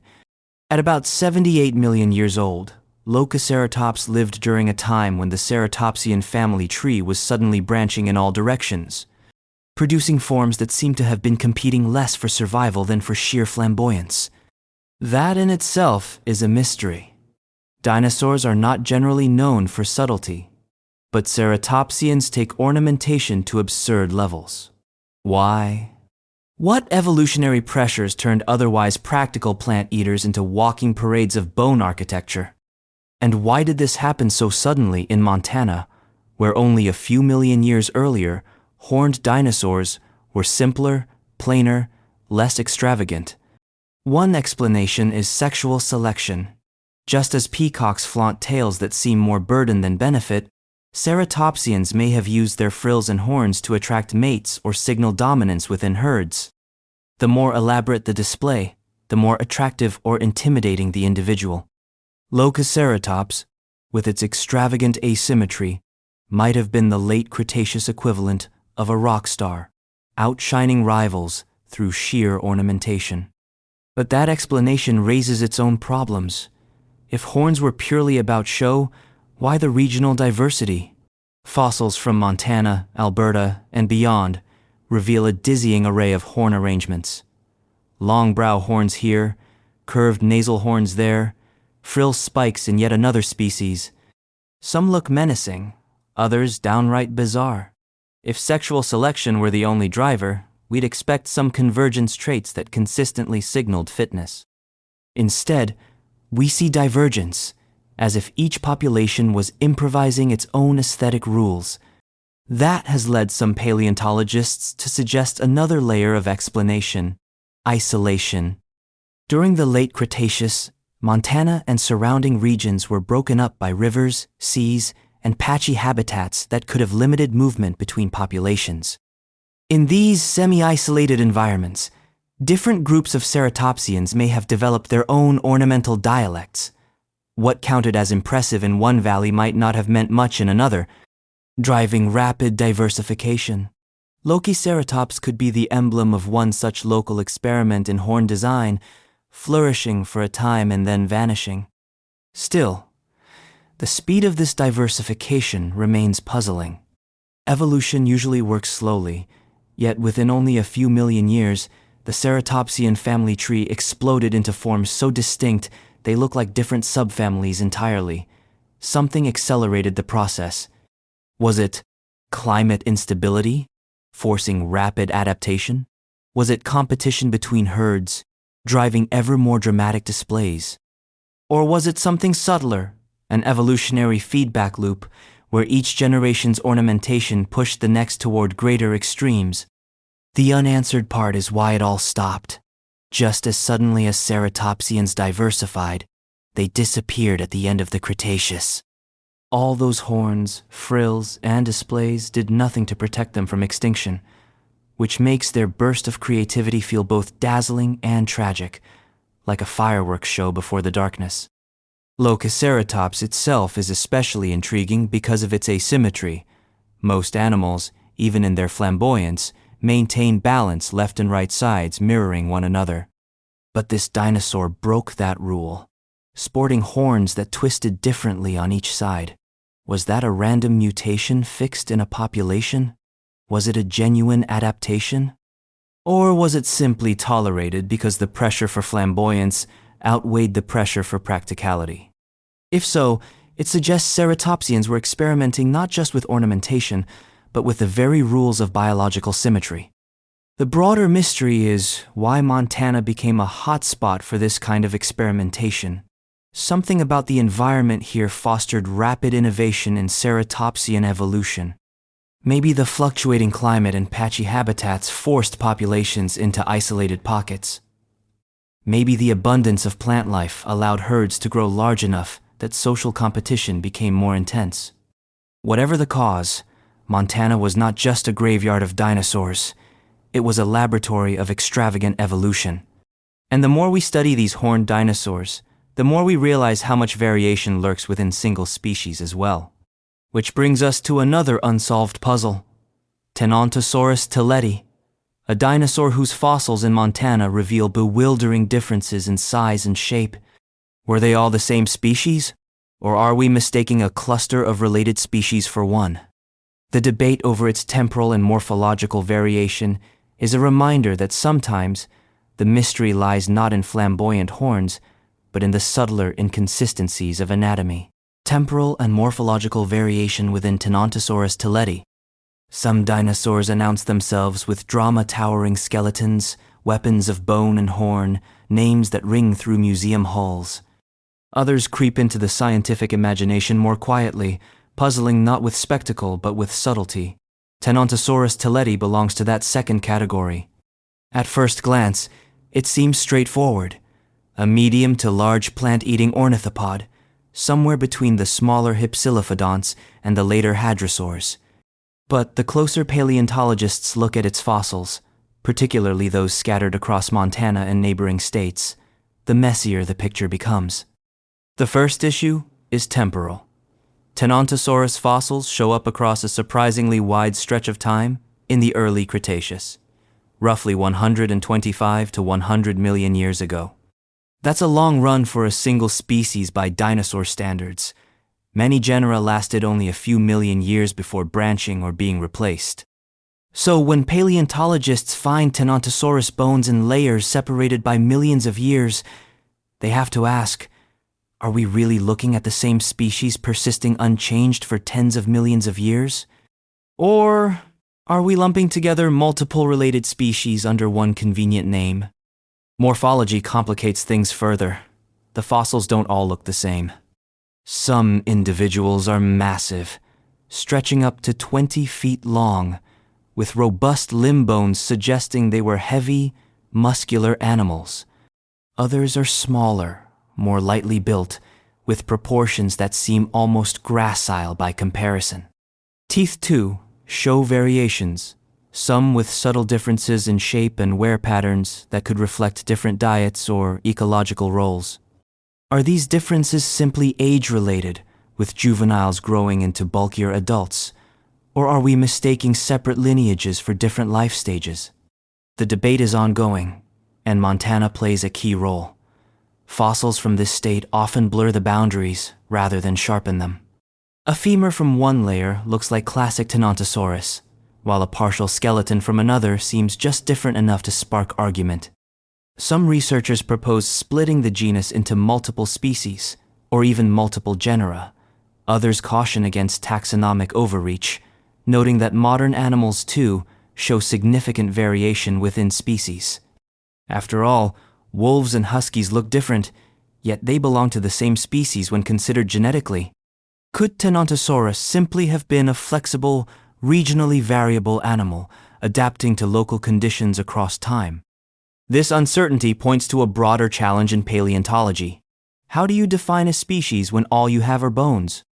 In living animals, species distinctions rely on genetics, behavior, and reproduction, all things we can't directly observe in creatures that died 100 million years ago. Bones can mislead. Variation within a species can mimic the differences between species. Pathologies, growth stages, even the quirks of fossilization itself can exaggerate distinctions. It's a scientific guessing game played with incomplete rules. Still, the mystery of Tenontosaurus matters because it sits at a critical point in dinosaur evolution. Ornithopods like it eventually gave rise to the duck-billed hadrosaurs that dominated the late Cretaceous. If Tenontosaurus was just one species that persisted for millions of years, it suggests unusual stability, a lineage that found a winning formula and stuck with it. If, instead, it represents a cluster of species evolving in quick succession, it paints a different picture. The dynamic branch of the dinosaur family tree, experimenting with body forms before settling into the hadrosaur mold. Either scenario changes how we understand the broader evolutionary story. And there's yet another wrinkle. Some Tenontosaurus skeletons have been found alongside fossils of Deinonychus, the small but deadly predator that later inspired the raptors of popular culture. For decades, paleontologists debated whether Deinonychus actively hunted Tenontosaurus or merely scavenged its remains. If Tenontosaurus varied greatly in size and build, the predator-prey dynamics may have been more complex than we thought. Smaller, gracile individuals may have been vulnerable in ways that bulkier ones weren't, suggesting that ecological interactions were shaped not just by species identity, but by individual variation. So where does Montana fit into this tangled picture? Its fossils add both evidence and confusion. They expand the range of Tenontosaurus, showing it wasn't confined to one small region but spread across vast swaths of the continent. But they also underscore the variability problem, revealing individuals that don't neatly match the type specimens described elsewhere. Montana, in effect, keeps the debate alive. In the end, Tenontosaurus tilleti becomes a kind of Rorschach test for paleontology. Look at the bones one way, and you see a single adaptable species. Look again, and you see multiple species hidden in plain sight. Both views are plausible, and neither has been definitively proven. The fossils resist final classification, reminding us that nature rarely fits into human categories as neatly as we want. And just when we think we've pinned down one mystery in Montana's prehistoric record, another emerges from the same soil. Not a question of species identity this time, but of human ingenuity. At the Anzic site, artifacts carved from antler rods were found beside an ancient burial. Their purpose has long been debated. Were they tools, weapons, ceremonial objects, or something else entirely? Identity and function of antler rods at Anzic. Some mysteries are written in stone, others are written in bone. But at the Anzic site, nestled near Wilsall, Montana, the puzzle comes from something more unusual: antler. The Anzic site is already famous, even infamous, in archaeological circles. It is the only known Clovis burial in North America, dating to around 12,600 years ago. The grave contained the partial remains of a child, buried with ochre, and more than 100 stone tools, projectile points, scrapers, bifaces. But among these artifacts were objects that continue to raise eyebrows: carved rods made from antler. They are smooth, elongated, carefully shaped. Their purpose, however, is still not fully understood. The most conventional interpretation is functional. Many archaeologists argue that these antler rods were foreshafts, components of a composite weapon system. The idea is that stone points were hafted onto the antler rods, which in turn were slotted into longer wooden shafts. In this reading, the antler served as a durable intermediate, absorbing impact and making the weapon reusable. It's a neat, practical explanation, and it fits with what we know of hunting societies that prized efficiency. But neat explanations have a way of fraying at the edges. Some of the rods at Anzic show signs of wear, inconsistent with repeated use. Others look too finely crafted, almost ceremonial, for the grime of everyday hunting. And then there's the question of context. Why would so many of them be buried with a child? If they were simply tools, why place them in a grave at all, let alone in such numbers? The burial seems to elevate them beyond practicality. That's where alternative interpretations emerge. Some researchers suggest the antler rods were ritual objects imbued with symbolic meaning. They might have represented status, lineage, or spiritual power. Perhaps they were offerings to ensure the child's safe passage into the afterlife, or tokens meant to link the living community with its ancestors. In this reading, the rods were less about hunting and more about storytelling, stories carved into antler, passed down through ceremony rather than survival. There's also the question of origin. Antler is not uniform. It carries chemical signatures that can be traced to specific environments. Preliminary studies suggest some of the Anzic antlers may have come from far beyond the immediate area. If so, the rods could signal long-distance trade or mobility, evidence that Clovis groups in Montana were connected to broader networks stretching across the continent. That possibility unsettles the old image of isolated bands eking out a living. Instead, it hints at a web of interactions, with ideas and materials moving across hundreds of miles. The rods also complicate our understanding of technology. If they were part of a weapon system, they show impressive sophistication. A three-part tool, stone, antler, wood, designed for reuse and precision. If they were ceremonial, they show equally impressive abstraction, the ability to invest symbolic weight into crafted objects. Either way, they challenge any simplistic view of early inhabitants as merely pragmatic hunters.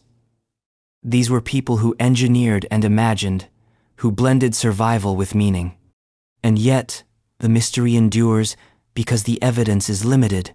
The Anzic site was excavated in the 1,960 seconds, and some of the documentation is incomplete. Contexts were disturbed, records imperfect, details lost in the rush of discovery. What remains are artifacts divorced from their original setting, forcing researchers to speculate. It's a familiar archaeological irony.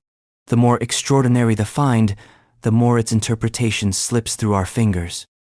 Perhaps the most haunting aspect of the antler rods is their ambiguity. They straddle the line between tool and symbol, between function and belief. To hold one would be to feel both the weight of survival and the weight of ceremony. They remind us that early people in Montana were not just hunters or gatherers. They were also craftsmen, ritualists, parents, mourners. The burial at Anzic collapses the distance between technology and grief, between engineering and love. And maybe that is the deeper mystery. We want to know what the rods were, foreshafts, ritual objects, something else. But what if they were both? What if early people refused to separate the practical from the sacred, the tool from the symbol? The Anzic rods could have been instruments of the hunt during life and instruments of memory in death. They could have shifted meaning depending on the moment, embodying the fluidity of a world where survival and spirituality were never far apart. The unanswered question, then, is not simply, what were they used for, but how many meanings did they carry? Until we can answer that, the antler rods will remain suspended in uncertainty, like artifacts from a dream. And yet, this ambiguity is not unique to human artifacts.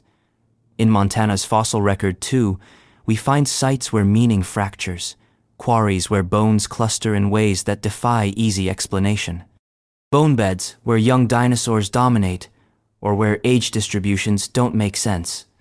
Which brings us to the next mystery: why some fossil sites seem to preserve animals segregated by age, as if entire groups of the young or the old died together while the rest vanished. Why some fossil sites seem age-segregated, all young or immature individuals. Montana's fossil record is full of bones, but not all bone beds are created equal. Some offer the expected mix: adults, juveniles, even hatchlings, all jumbled together in the kind of demographic spread you'd anticipate from natural mortality. But then there are sites that refuse to play by those rules. Sites where nearly all the individuals are young. Sites where adults are conspicuously absent. Sites that seem to freeze a single age class in time, as if something targeted the young and left the rest untouched. One of the most striking examples is the Mother's Day Quarry, where the bones of juvenile Diplodocus dominate.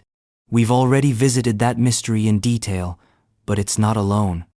Other Montana fossil sites show similar oddities: bone beds where immature dinosaurs make up the overwhelming majority of specimens, That pattern raises uncomfortable questions. Why do some fossil layers preserve what looks like entire youth camps of dinosaurs? Were these really segregated groups, or is the bias an illusion created by geology and chance? The simplest explanation is behavioral. Perhaps young dinosaurs sometimes gathered in their own herds, separate from adults. Some modern animals do this. Elephants maintain nurseries under the supervision of older females. Bison calves cluster together while adults graze nearby. If sauropods or hadrosaurs behaved similarly, then a catastrophic event, a drought, a flood, a sudden storm, could wipe out a juvenile herd while leaving adults elsewhere. That would explain why certain bone beds skew so heavily toward one age class. But that explanation quickly grows complicated. If young dinosaurs regularly formed independent groups, what was the evolutionary advantage? Independence might allow them to feed in less competitive areas, reducing pressure on adult herds. Or it might have been a safety strategy, confusing predators by dispersing vulnerable members rather than clustering them all together. On the other hand, separating juveniles from adults seems risky. Who protected them? Were they capable of surviving alone? Or did we underestimate their speed, awareness, or group defenses? The second possibility is preservational. Fossilization is notoriously biased, and some environments may favor the preservation of smaller, lighter bones. A flood, for example, might sweep away massive adult skeletons but trap juveniles in sediment. Similarly, predators might target young individuals, leaving more of their remains behind. In this reading, the apparent segregation is a mirage, an artifact of which bones happen to survive long enough to fossilize.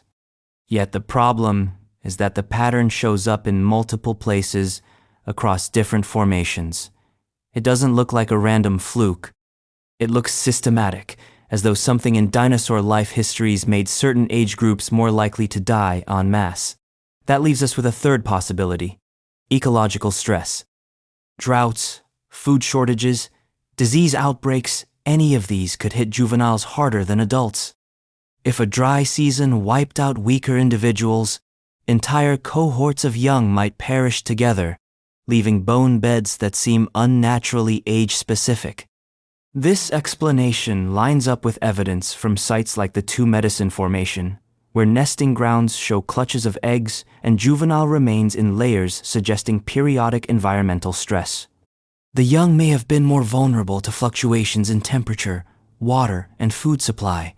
Adults, with their larger size and established survival strategies, could weather the cycles.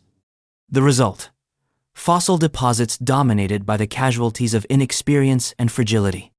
But then there's the uncomfortable silence, the missing adults. Even if juveniles died more frequently, you'd expect at least a few older skeletons mixed in. Their absence hints at something else. Did adults abandon young in times of crisis, leaving them clustered and vulnerable? That possibility reshapes our view of dinosaur social behavior. We like to imagine them as protective, nurturing creatures, perhaps because we want to project parental care onto them. But what if survival sometimes meant leaving the weak behind? The irony is that the truth may lie somewhere between all these scenarios. Age-segregated bone beds could result from a tangle of behavior, environment, and chance. Maybe juveniles sometimes foraged separately. Maybe droughts or floods hit them hardest. Maybe fossilization simply preserved their lighter bones more easily. Each factor amplifies the others, producing the uncanny skew we see today. And what makes this mystery so enduring is its emotional resonance. Fossils are data, yes, but they are also reminders of lives lived and lost. To walk through a site where only the young remain is to feel the echo of tragedy. A generation cut off, its adults absent, its story unfinished. Science demands detachment, but bone beds like these resist it. They provoke questions not just about how dinosaurs lived, but about how they died, and how loss itself is recorded in stone. Montana's fossil record is full of these paradoxes: absences that speak louder than presences, silences that demand explanation, and sometimes those silences echo on a much larger scale. Because just as single bone beds show mysterious turnovers in age structure, entire regions of Montana's prehistory show mysterious turnovers in species. Which leads us to the next puzzle. What triggered the mass extinctions and faunal shifts that repeatedly reset the state's ecosystems long before the final asteroid arrived? What triggered mass extinctions divided by faunal turnovers in Montana's record? Montana's prehistoric story is not one of quiet continuity. It is a tale punctuated by disappearances. Entire species, sometimes entire ecosystems, blink out of the record, replaced by newcomers that seem to appear from nowhere.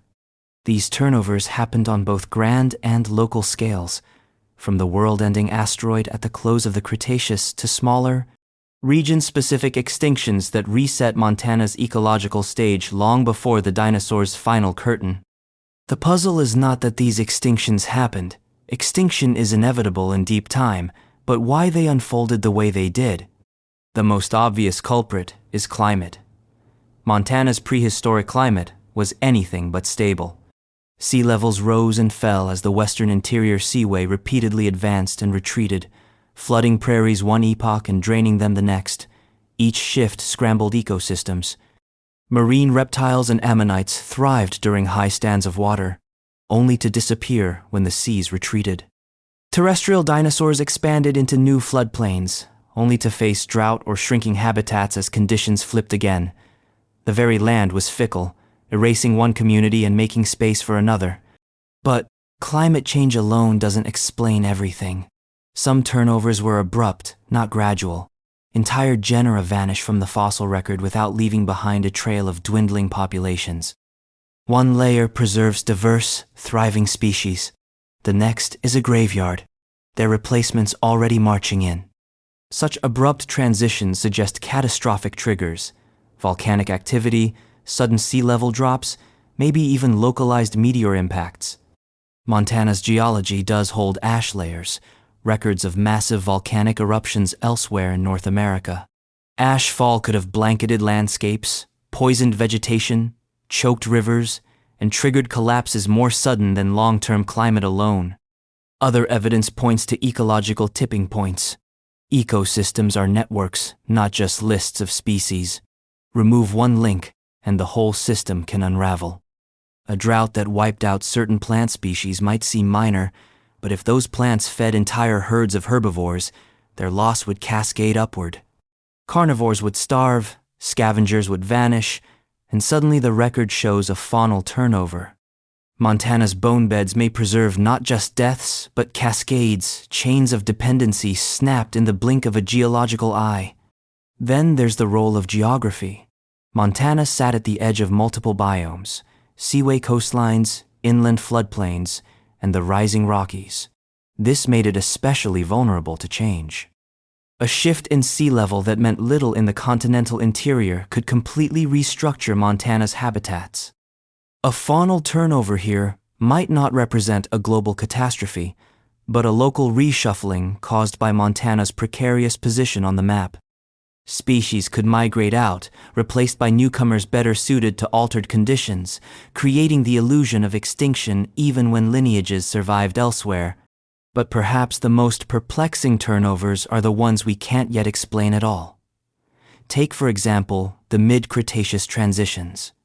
Some species vanish from Montana's record with no obvious climate event to blame. Others appear suddenly, as though stepping onto stage from the wings. Did new evolutionary lineages migrate in from Asia or the South? Did subtle climate shifts leave behind little sedimentary evidence but push ecosystems over invisible thresholds? Or are we simply staring at gaps in preservation, missing fossils that hide continuity behind apparent chaos? That last possibility is perhaps the most haunting. The fossil record is notoriously incomplete. 1,000,000 years of ecological stability can vanish if no sediments happen to preserve it. The turnover might be a trick of perspective, created by the patchiness of Montana's rocks. What looks like a sudden extinction could be a gap. What looks like a mysterious newcomer could be a species that had been there all along, unrecorded until conditions preserved it. The mystery may not be in the extinction itself, but in our inability to see past the blind spots of geology. And yet, the human mind resists gaps. We want stories, and turnovers tempt us with dramatic narratives. The disappearance of ammonites, the rise of ceratopsians, the sudden bloom of flowering plants. Each feels like a plot twist, even when the reality may be slower, messier, less cinematic. Still, the question persists. Why did Montana in particular witness such dramatic resets? Was it cursed by its shifting seas, its volatile climate, its unlucky geography? Or does Montana simply preserve those changes more clearly than other regions, becoming a showcase for patterns that were global in scope? Whatever the answer, the lesson is the same. Extinction and survival are two sides of the same coin. Montana's fossil record is not just a gallery of species, but a graveyard of turnovers, each one reshaping the landscape for what came next. And what came next was often stranger than expected. After each ecological reset, new species appeared, ecosystems restructured, and oddities emerged in unexpected places. Sometimes entire fossil beds seem to record not just extinction but rebirth, paleo environments where even the fish tell stories we still don't fully understand. Which brings us to our next mystery, the peculiar paleoecology of Montana's ancient fish beds, where marine and freshwater forms mingle in ways that defy simple explanation. Paleoecology of fish fossil sites. Dinosaurs tend to dominate Montana's prehistoric headlines, but fish may hold secrets just as unsettling. Fossil beds across central Montana, some dating back over 320 million years, preserve schools of ancient fish frozen in stone. These sites, especially from the Pennsylvanian and Mississippian periods, reveal communities caught in transition assemblages where freshwater and marine forms mingle. As if ecosystems could not decide which way they leaned, the result is an ecological puzzle that still frustrates paleontologists today. At first glance, the fossils look ordinary. Scales, teeth, bony plates, occasional articulated skeletons. But when researchers catalog them, the oddities emerge. Some species clearly belong to marine environments, sharks, ray-finned fish adapted to saltwater. Others are freshwater specialists. And then there are those in-between forms, adapted to brackish or estuarine conditions, organisms that straddled both worlds. What were all these animals doing together in the same Montana beds? One explanation is environmental instability. Montana, during this deep past, lay near the margin of shallow seas that advanced and retreated across the continent. These were not stable coastlines like modern Florida. They were fickle, advancing one millennium, retreating the next, reshaping ecosystems at a pace fast enough to leave fish populations stranded or forced to adapt. A bed that looks like a freshwater deposit might in fact represent a temporary lagoon connected to the sea, where both marine visitors and local species mingled. But that idea only partially explains the data. Some fossil beds show mixtures so unusual that they seem almost unnatural. It's as if the fossil record mashed together species that should never have coexisted. Were these communities real, or are we looking at time-averaged deposits, where different species washed together over centuries of shifting water chemistry? If so, the fossil beds might not represent a single living ecosystem at all, but a geologic collage. The preservation itself deepens the mystery. Fish fossils often form in calm, oxygen-poor environments where decay is slowed, yet Montana's deposits vary. Some show exquisite detail, fine scales, delicate fin rays suggesting rapid burial in still waters. Others are jumbled, broken, disarticulated, consistent with turbulent floods or shoreline storms. The contrast raises questions about what really killed these fish and how they came to rest together. Were they victims of sudden die-offs, poisoned by algal blooms, or oxygen crashes? Or were they ordinary mortalities, accumulated gradually and shuffled by currents? The ecological implications ripple outward. These fish beds sit within larger assemblages that include plants, invertebrates, and even early tetrapod traces. Together, they hint at ecosystems in flux, caught between marine and terrestrial dominance. This was a world before dinosaurs, before flowering plants, before familiar ecosystems. Yet its instability foreshadows patterns seen later, species forced to adapt to shifting climates and shorelines, with winners and losers determined by their flexibility. And Montana's fish beds complicate more than ecological reconstructions, they complicate evolutionary history itself. Some of the fossils represent groups whose relationships remain unclear. Were they direct ancestors of modern lineages, or side branches that vanished without descendants? Morphological gaps persist, leaving paleontologists unsure whether to draw straight lines or tangled webs between these ancient forms and modern fish. It's worth pausing on the irony here. We often treat fish as background characters in Earth's story, prey for larger creatures, filler in food webs. But in reality, fish are the longest-running vertebrate experiment on the planet. They dominated oceans before dinosaurs appeared, and they survived every mass extinction since. Montana's fish fossils remind us that even the smallest scales carry evolutionary weight. They are not just supporting roles in prehistory, they are central actors whose adaptability shaped the world that followed. Yet their story in Montana is still half told. Fossil beds remain underexplored, overshadowed by the glamour of dinosaurs. Funding gravitates toward horned skulls, not delicate fish skeletons. As a result, many sites remain poorly described, with specimens languishing in collections, waiting for someone to decipher them. The mystery lingers not because the evidence is gone, but because our attention has drifted elsewhere. And so the fish beds remain enigmatic snapshots of a world in transition. Were they truly mixed communities, proof of ecosystems blurring fresh and salt boundaries? Were they artifacts of time averaging, illusions created by geology? Or were they both real communities caught in flux, preserved imperfectly by the randomness of fossilization? Whatever the answer, these ancient fish remind us that Montana's mysteries are not confined to dinosaurs. They extend deep into the roots of ecosystems, into the first vertebrate lineages to navigate unstable environments. And from those unstable waters came a revolution even stranger, the sudden appearance and spread of flowering plants across Montana's fossil record, a botanical upheaval that remains one of prehistory's most puzzling transitions. How flowering plants first spread in Montana. In the grand sweep of Earth's history, plants usually change slowly. Ferns spread their spores, conifers hold their cones, mosses cling to damp corners, and for hundreds of millions of years that was enough.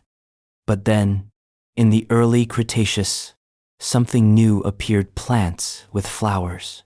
Delicate, intricate, reproductive systems packaged in color and scent. And Montana, with its vast floodplains and shifting coastlines, became one of the stages where this quiet revolution took place.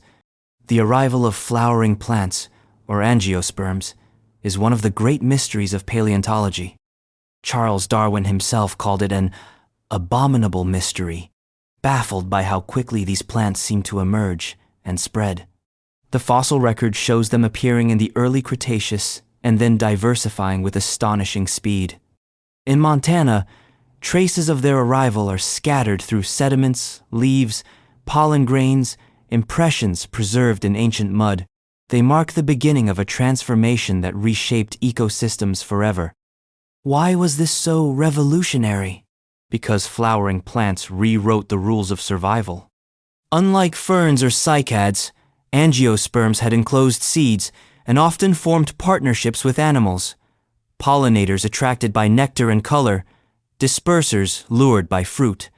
This gave them a competitive edge, allowing rapid spread and adaptation to new environments. In Montana's fluctuating climates, with wetlands, uplands, and shifting coastlines, angiosperms may have exploited niches other plants couldn't. But the mystery is not that they spread, it's how quickly. Within a few million years, they went from obscure newcomers to ecological dominance. Montana's record reflects this shift. Early layers show sparse traces, isolated pollen grains hinting at scattered populations. Higher up, the evidence multiplies. Leaf beds with distinctive venation, diverse pollen types, and impressions of flowers themselves. By the late Cretaceous, angiosperms were widespread, reshaping food webs and providing new resources for herbivorous dinosaurs. Yet the details of this transition remain murky. Were angiosperms native innovators, evolving in Montana's landscapes, or were they immigrants, spreading north from other regions? The fossil record is patchy, leaving room for both scenarios. Some researchers argue for rapid local diversification, driven by Montana's complex habitats. Others see evidence of dispersal plants spreading across continents, carried by wind, water, and perhaps even animals. Either way, the speed of their rise defies easy explanation. What's equally intriguing is the impact on Montana's dinosaurs. Before angiosperms, herbivores like Tenontosaurus and Diplodocus fed largely on ferns, cycads, and conifers. After angiosperms spread, diets may have shifted. Smaller-bodied dinosaurs might have specialized on flowering plants, while larger herbivores remained tied to older vegetation. This division could explain some of the diversity in herbivorous dinosaurs' different lineages adapting to different plant resources. But because direct stomach contents are rare in fossils, the connection remains speculative. The spread of flowering plants also hints at changing climates. Angiosperms thrive in dynamic environments. They grow quickly, reproduce efficiently, and adapt to fluctuations. Their rise in Montana may signal increasing environmental instability, with cycles of drought and flood favoring fast-growing plants over slower, more rigid competitors. In this sense, angiosperms were not just opportunists but survivors, embodying the adaptability required to flourish in Montana's shifting landscapes. And yet, the fossil evidence resists full clarity. Many leaf impressions are fragmentary, their features eroded or obscured. Pollen grains can be difficult to distinguish under microscopes, leading to debates about classification. Entire lineages may have come and gone without leaving clear traces.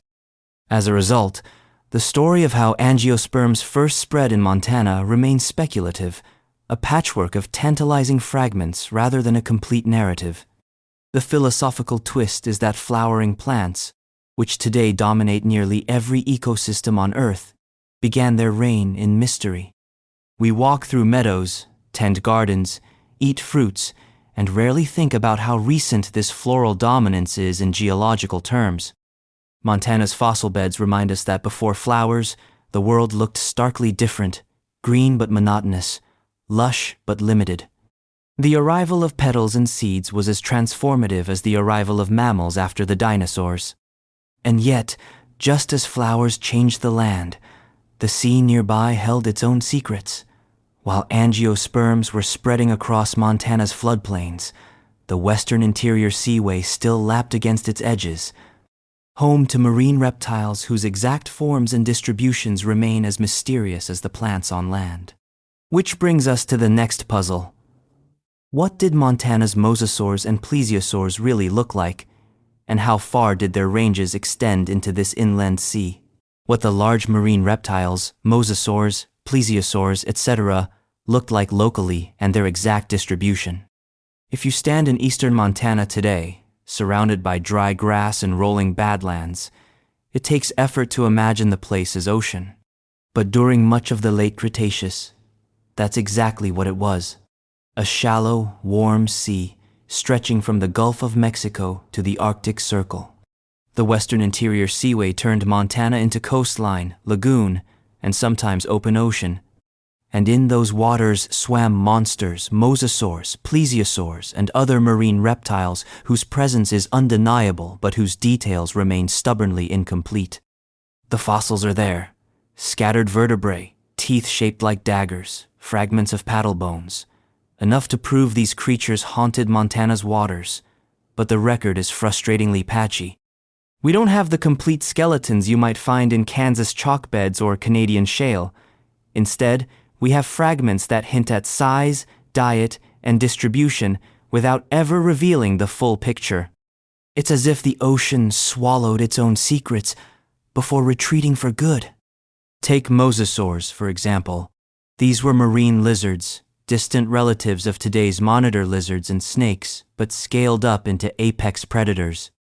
Some species reached lengths of 40 feet or more, with elongated jaws studded with conical teeth, perfect for seizing slippery prey. Fossils from Montana confirm their presence: isolated teeth with enamel striations, vertebrae large enough to belong to animals the size of buses. But which species lived here? That's harder to pin down. The fragments are often too incomplete to assign confidently. Were they the same species known from Kansas, like Tylosaurus or Platecarpus?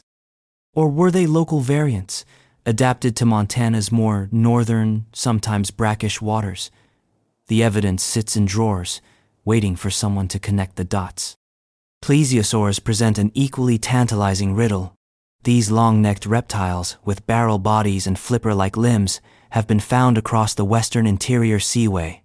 Montana's record includes bones that almost certainly belong to them, cervical vertebrae elongated in that distinctive way, suggesting creatures with necks stretching meters beyond their bodies. But again, the problem is detail. Without more complete specimens, we can't say whether Montana hosted the shorter-necked pliosaurs, the serpentine elasmosaurs, or both. Each possibility paints a different picture of Montana's ancient sea. And then there are the smaller players, the marine turtles, fish, and invertebrates that fleshed out the ecosystem. Their fossils are more common, sometimes turning up in abundance. They remind us that the seaway wasn't just home to apex predators, but to entire food webs, from plankton to ammonites to sharks. The predators we glimpse through fragmentary mosasaur and plesiosaur bones must have depended on these webs. But how stable were they? Did Montana's waters support resident populations of these reptiles, or were they migratory, passing through in seasonal hunts? The fragments refuse to say. The distribution question becomes more intriguing when you map the finds. Fossils of marine reptiles are scattered across central and eastern Montana, but not evenly. Some formations yield concentrations of bones, while others equally marine in origin are strangely barren. Why? Did certain environments favor preservation? Or were the reptiles themselves selective, favoring particular habitats, estuaries, lagoons, coastal shelves over others? Without more data, it's impossible to know. What we do know is that these creatures must have profoundly shaped their ecosystems. A mosasaur lurking in shallow waters would have been the terror of everything smaller, from fish to seabirds. A plesiosaur gliding through lagoons would have cast long shadows over ammonite schools. Yet these dramas are invisible to us now. All we see are fragments, bones without context, predators without prey. It's like finding only claw marks in stone and trying to reconstruct the animal that made them. There's also the matter of adaptation. Montana's portion of the western interior seaway was not as stable as the deeper central basin. Sea levels rose and fell, shorelines advanced and retreated, salinity shifted. Marine reptiles here would have needed resilience, tolerance for brackish conditions, flexibility in diet. Did Montana's mosasaurs and plesiosaurs represent hardy generalists, able to handle fluctuations? Or were they specialists, constantly threatened by environmental instability? The fossil record offers only hints. And then comes the philosophical twist. These animals are icons of ocean life, yet we know them here only through scraps and rocks far from today's coasts. Montana, now one of the most landlocked states in America, once carried within it the ghosts of oceans and the shadows of predators who swam where cattle now graze. The juxtaposition itself is unsettling. Fields of wheat and bones of sea monsters occupying the same ground. So, what did they really look like in Montana? The truth is, we don't know. Perhaps the local mosasaurs were smaller than their Kansas cousins, adapted to tighter, shallower environments. Perhaps plesiosaurs here had shorter necks, better for maneuvering in estuaries. Or perhaps Montana's seas carried the same giants as elsewhere, only their bones have not yet been found intact. Until more complete skeletons emerge, their forms remain half-dreamed, half-inferred. And yet, even in their incompleteness, these fossils remind us of Montana's place in a larger evolutionary web. For the marine reptiles didn't just vanish, they were part of broader relationships among dinosaurs, fish, and plants. And just as the seas churned with predators, the land swarmed with its own evolutionary experiments. Which brings us to the next mystery: the tangled relationships among Montana's dinosaurs themselves. A family tree full of gaps, missing intermediates, and connections we still can't quite trace. Evolutionary relationships among Montana's dinosaurs. Montana is often portrayed as a kind of open-air museum of dinosaurs, a place where the fossil record is so generous that it stitches together the story of life with ease. But the truth is more complicated. The bones are abundant, yes, but abundance doesn't equal clarity. If anything, the sheer number of fossils sometimes deepens the confusion. Because when paleontologists line them up, the family tree of Montana's dinosaurs looks less like a neat genealogy and more like a web of tangled wires. Consider the iconic predators. In the late Jurassic, Montana was home to Allosaurus and its kin, massive carnivores with sharp teeth and claws suited for dominating their ecosystems. By the late Cretaceous, those apex roles were filled by Tyrannosaurus rex. The connection seems obvious, one predator line fading, another taking its place. But where's the bridge? The fossil record in Montana leaves a conspicuous gap between the two. Did tyrannosaurs evolve locally from smaller ancestors hidden somewhere in the missing strata? Or did they migrate in from elsewhere, seizing the throne left vacant by Allosaurus? The bones don't tell us. Then there are the Ceratopsians, the horned dinosaurs like Triceratops and Lokaceratops. Their diversity in Montana is stunning, yet their relationships remain muddy. Are the ornate frill differences signs of separate species, or are they simply variations within populations?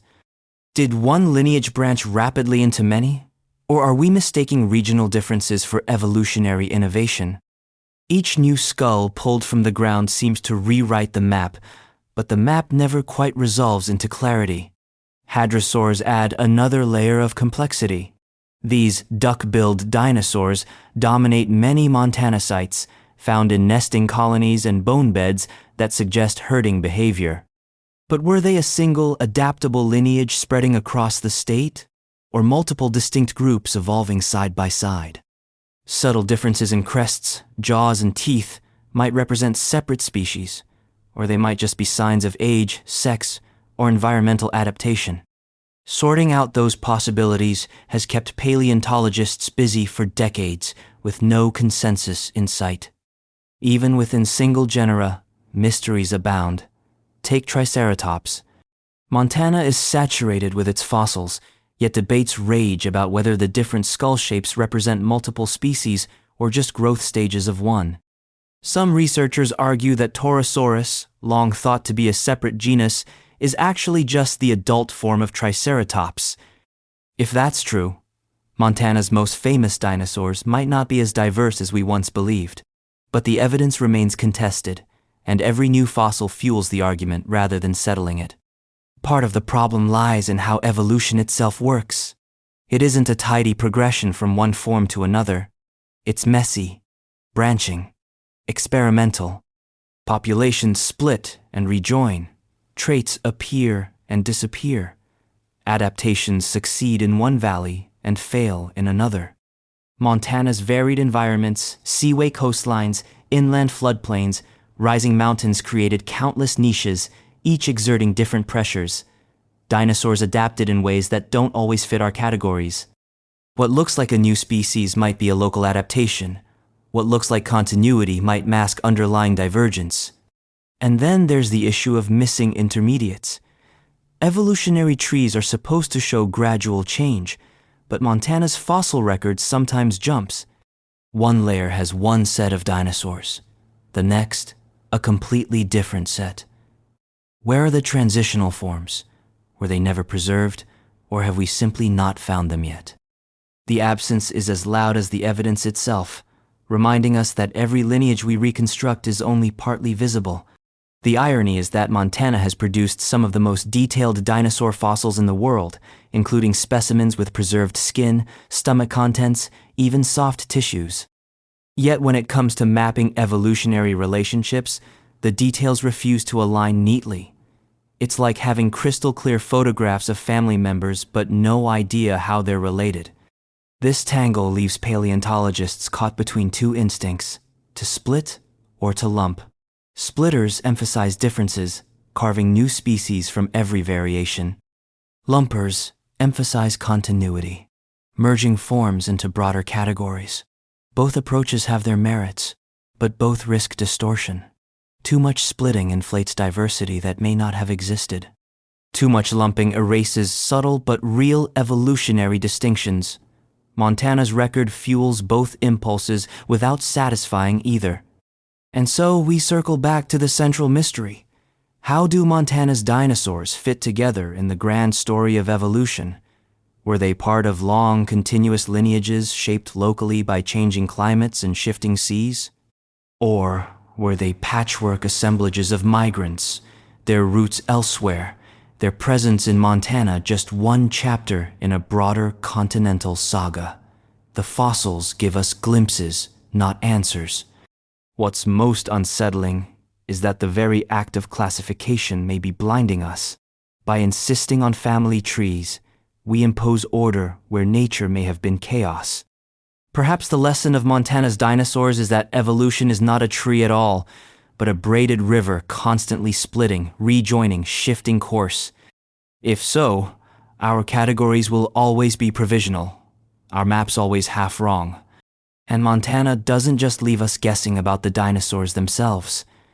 It also leaves us guessing about the people who came much later, trying to make sense of their own world. At the Hagen site near Glendive, artifacts and human remains have been found, but their dating and interpretation are tangled by excavation flaws and missing context. Which means the mystery of relationships doesn't end with dinosaurs. It carries straight into the archaeology of the first Montanans. Dating and interpretation issues in the Hagen site. In the Badlands near Glendive, Montana, there is a place where the mystery of human history collides with the limitations of archaeology. It is called the Hagen site, and if you leaf through reports from the 1930 seconds, you might think it could have rewritten what we know about the first people in this region. Instead, it sits in a cloud of ambiguity, an archaeological cautionary tale where evidence exists, but the context to interpret it was compromised almost from the start.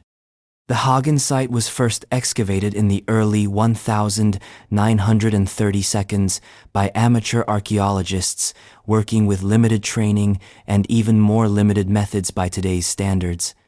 What they found was undeniably significant: stone tools, hearth features, fragments of pottery, and even human remains.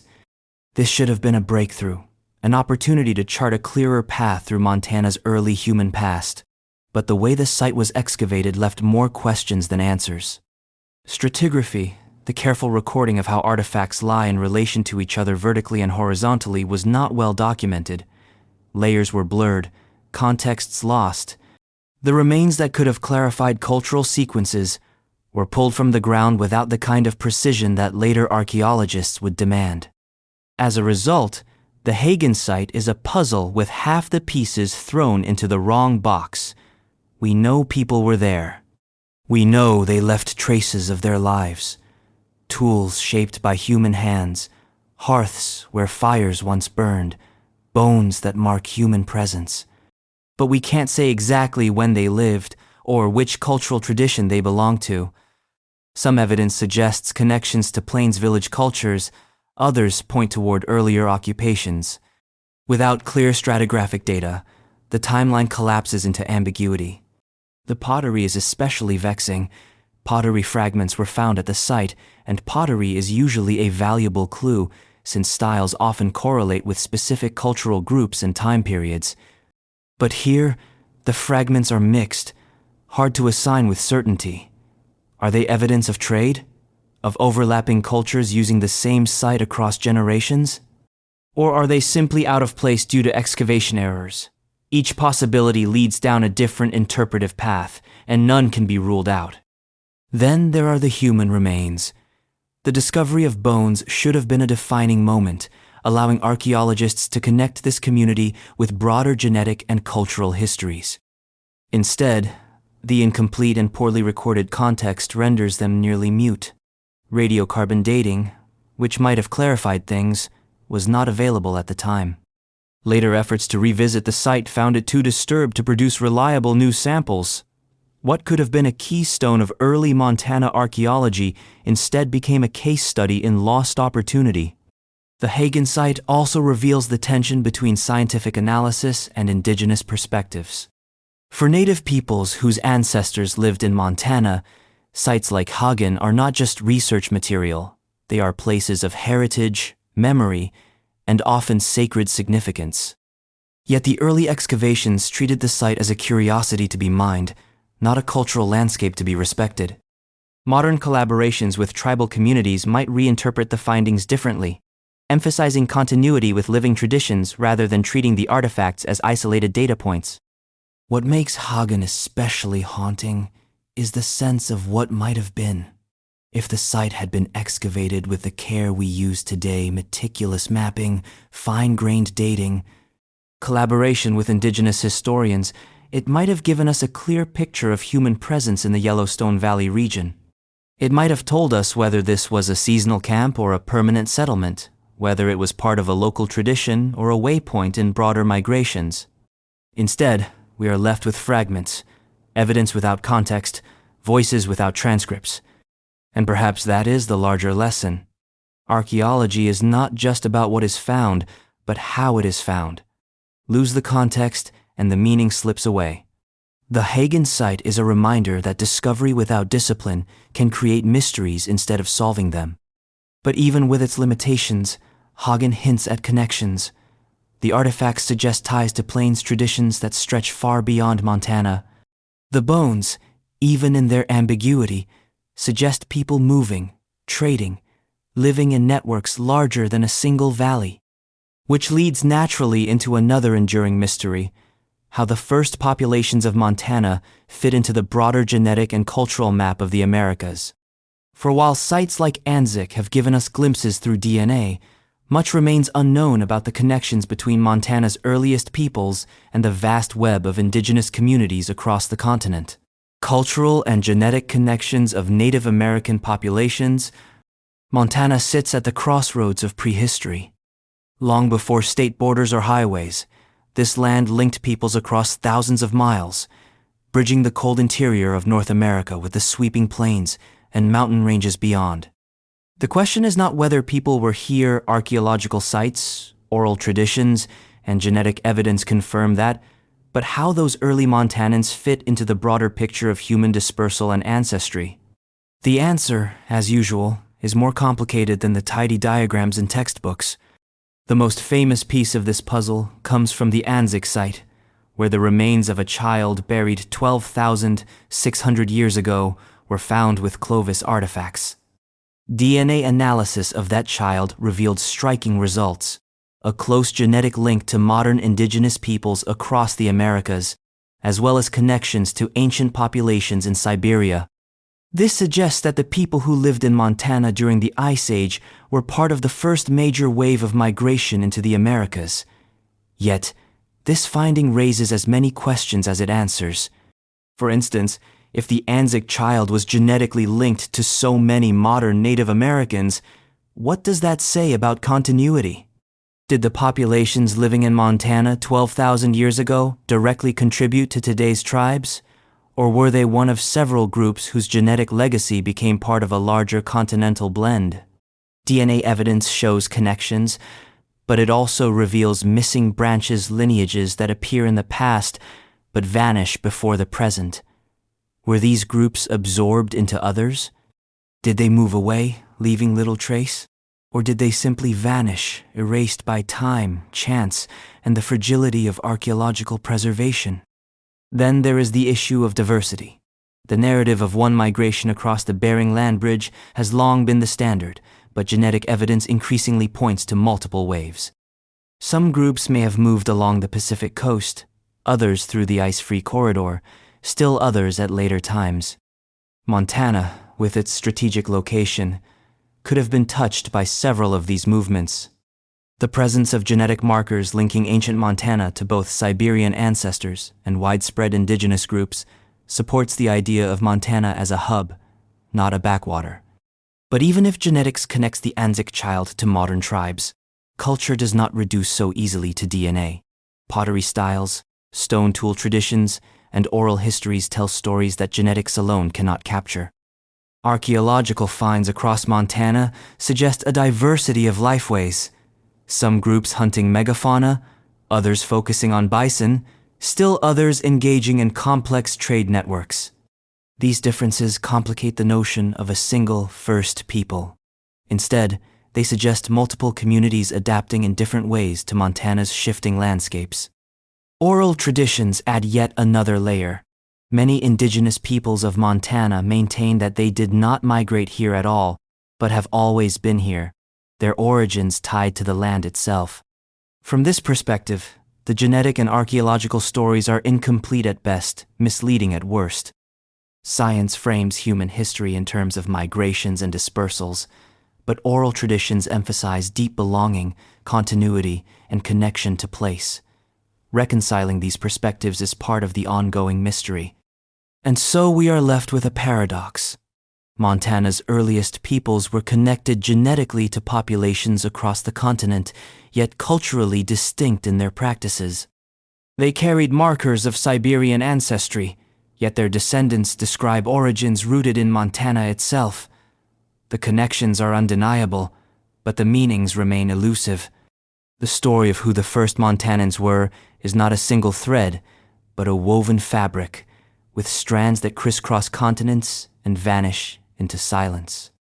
This unresolved tapestry becomes even more enigmatic when the land itself reveals clues outside the burial grounds and DNA samples. In northern Montana, forest fires have occasionally stripped away vegetation and soil, exposing ancient stone circles, cairns, and effigies that raise their own questions. These features may connect directly to the ancestors of modern tribes, or they may speak of even older traditions, half lost to time.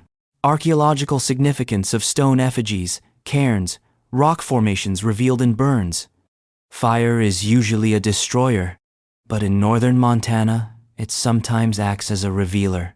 After forest fires sweep across the land, the flames strip away brush, grass, and centuries of accumulated soil. What emerges from beneath are patterns in stone, circles, cairns, alignments, and even effigies. These features are not natural scatterings of rock. They are deliberate, constructed by human hands. And yet, their age, purpose, and cultural identity remain largely unknown. The most common features are stone circles, often interpreted as the remnants of teepee rings rocks used to weigh down the edges of portable shelters. These are widespread across the plains and have been firmly tied to indigenous lifeways. But among them are other features that don't fit so neatly. Cairns built in clusters, rock alignments stretching across ridges, effigies shaped like animals, discernible only when viewed from above. These are harder to explain. Were they ceremonial? Astronomical markers? Memorials? Boundaries? Each possibility has advocates, but none has been proven. Part of the challenge is context. Fire reveals these features suddenly, but without associated artifacts or datable material, archaeologists struggle to assign them to specific cultures or time periods. Some may be only a few centuries old. Others could be thousands. Without organic remains, charcoal, bone, plant matter, radiocarbon dating is nearly impossible. The stones themselves refuse to give up their secrets. The alignments are particularly intriguing.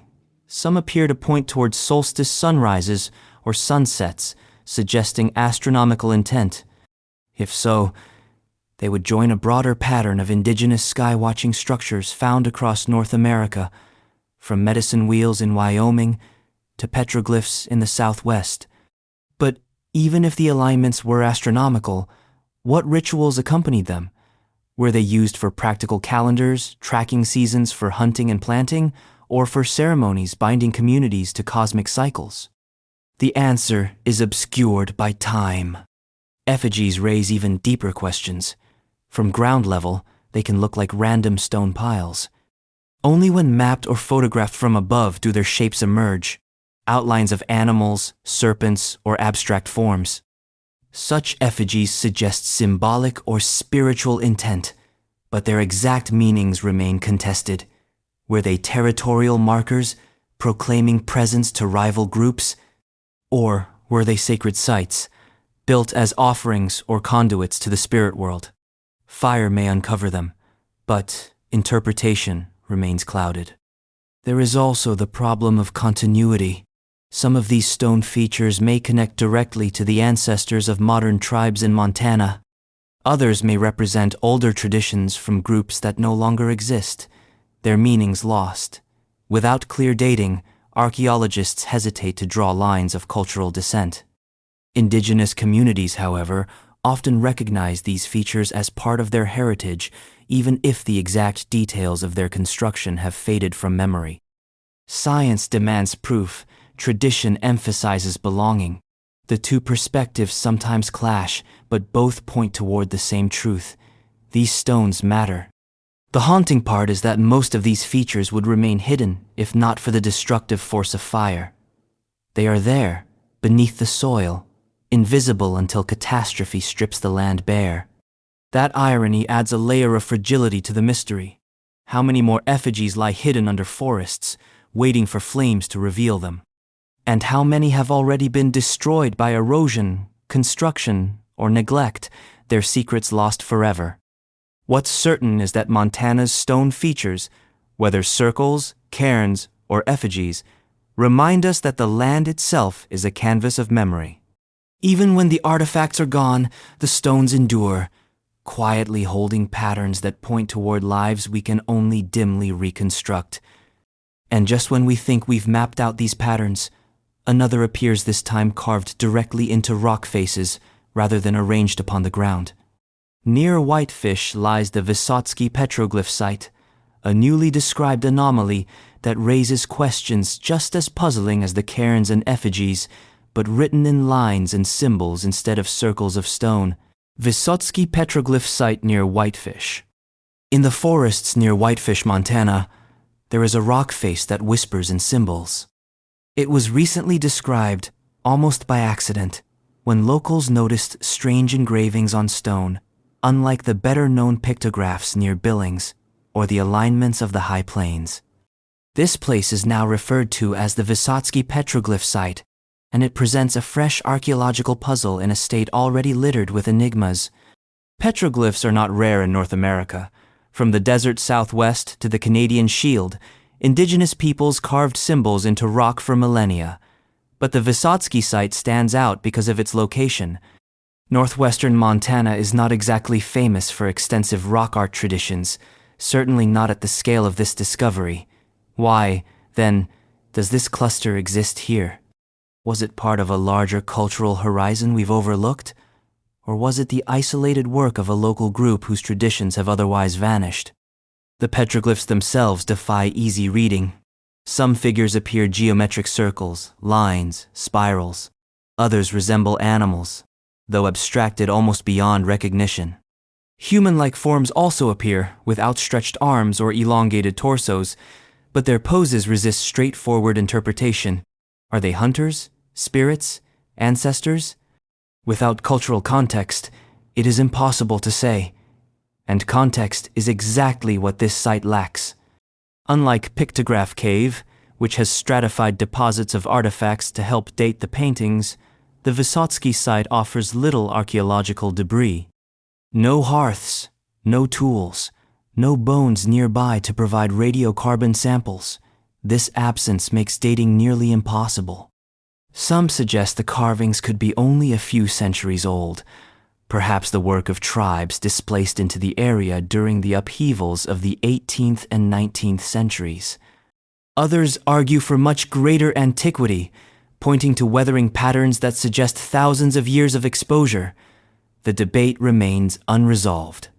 The style of the carvings complicates matters further. Some resemble motifs seen in plains cultures. Others echo patterns from the Columbia Plateau. This overlap raises the possibility that the site was a crossroads, a place where multiple traditions converged. If so, the petroglyphs may not represent a single culture at all, but layers of expression added across centuries, each group carving its own marks onto a canvas already charged with meaning. There's also the question of purpose. Petroglyphs are not random doodles. They are deliberate, often sacred, acts. Some may have served as maps or territorial markers. Others may have encoded mythological stories or ceremonial knowledge. Still, others could have been made during vision quests, individual expressions of spiritual experience carved into stone as permanent testimony. Without oral traditions directly tied to this site, however, we are left guessing. The Visotski petroglyphs are thus a mirror of our ignorance. We know they matter. They were carved with intention, preserved by chance, rediscovered by accident, but we don't know exactly what they mean, or even when they were made. They sit in the uncomfortable zone where archaeology, anthropology, and indigenous heritage intersect, each with its own interpretations, none entirely satisfactory. The irony is that their obscurity may have preserved them. Unlike the more famous Pictograph Cave, the Visotski site has not yet been heavily trafficked or vandalized. Its very anonymity has shielded it from destruction. But as word spreads, so does risk. Every new carving, added by modern hands, every careless brush of graffiti, threatens to blur the already fragile record. What the petroglyphs ultimately show us is that Montana's human past is not a neat, linear story. It is scattered, layered, and often local expressions that resist assimilation into a single narrative. Each site is its own universe of meaning, connected but distinct, and each leaves us with more questions than answers. And this incompleteness extends beyond human artifacts. Even in the fossil record, there are gaps where we expect continuity. Certain time periods in Montana's deep history are strangely underrepresented, leaving scientists to speculate about missing chapters. Which brings us to another mystery: the so-called Cretaceous crossroads, a perceived gap in the state's record that hints at untold evolutionary dramas. Cretaceous crossroads exhibits implied gaps. Not long ago, a Montana museum unveiled an exhibit called the Cretaceous Crossroads. The name is catchy, designed to draw visitors into the story of dinosaurs that once roamed this land. But behind the catchy branding lies a deeper truth. Montana's Cretaceous fossil record, for all its richness, contains baffling gaps. There are periods in which we know life was abundant, yet fossils are strangely scarce. On paper, the Cretaceous should be a continuous parade of dinosaurs, plants, and marine reptiles. After all, Montana is one of the most heavily studied fossil regions in the world. Yet there are stretches particularly around 75 million years ago where the evidence thins.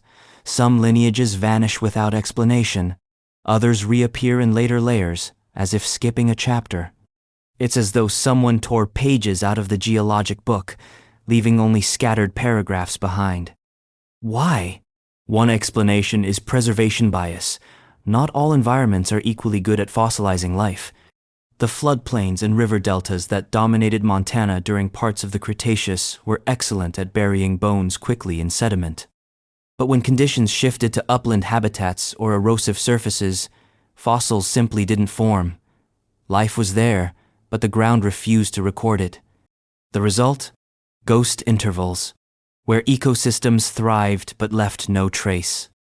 Another possibility is sampling bias. Paleontologists have only dug a fraction of Montana's vast terrain. Perhaps the missing fossils are still out there, waiting in hillsides and coulees yet to be touched by a shovel. But even with decades of fieldwork, the gaps remain stubborn, suggesting something more systemic than mere chance. The most unsettling possibility is that these gaps represent real ecological shifts. Perhaps climate fluctuations, sea incursions, or volcanic events disrupted ecosystems, leading to temporary declines in diversity. If so, the Cretaceous wasn't a smooth arc of dinosaur dominance, but a jagged landscape of booms and busts, with Montana recording both the highs and the lows. These downturns may have been local or regional, hinting at conditions that hit Montana harder than neighboring regions. The Cretaceous crossroads name captures this perfectly. Montana was literally at a crossroads during the Cretaceous, poised between the rising Rockies to the west and the western interior seaway to the east. Shifts in sea level, tectonics, and climate would have hit this region with particular force, alternately drowning it in shallow seas and exposing it to arid inland plains. Species may have migrated in and out, leaving behind fossil signatures only in bursts, with long silences in between. But here's the paradox.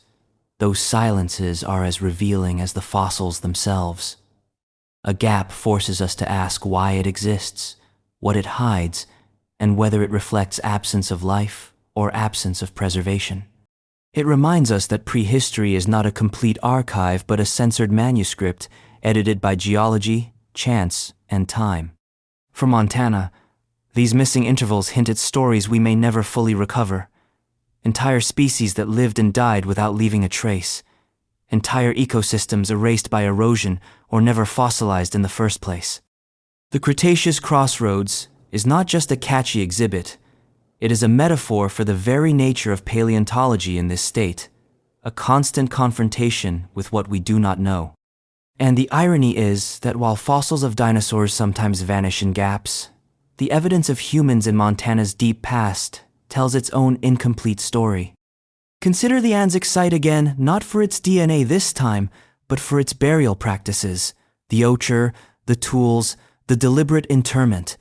What exactly do those practices mean, and how widespread were they? That question forms the next mystery. Clovis culture burial practices divided by implications from Anzic. Montana has many fossil mysteries, but some of its most profound puzzles are human. The Anzic site, near Wilsall, is famous because it is the only known Clovis burial in North America.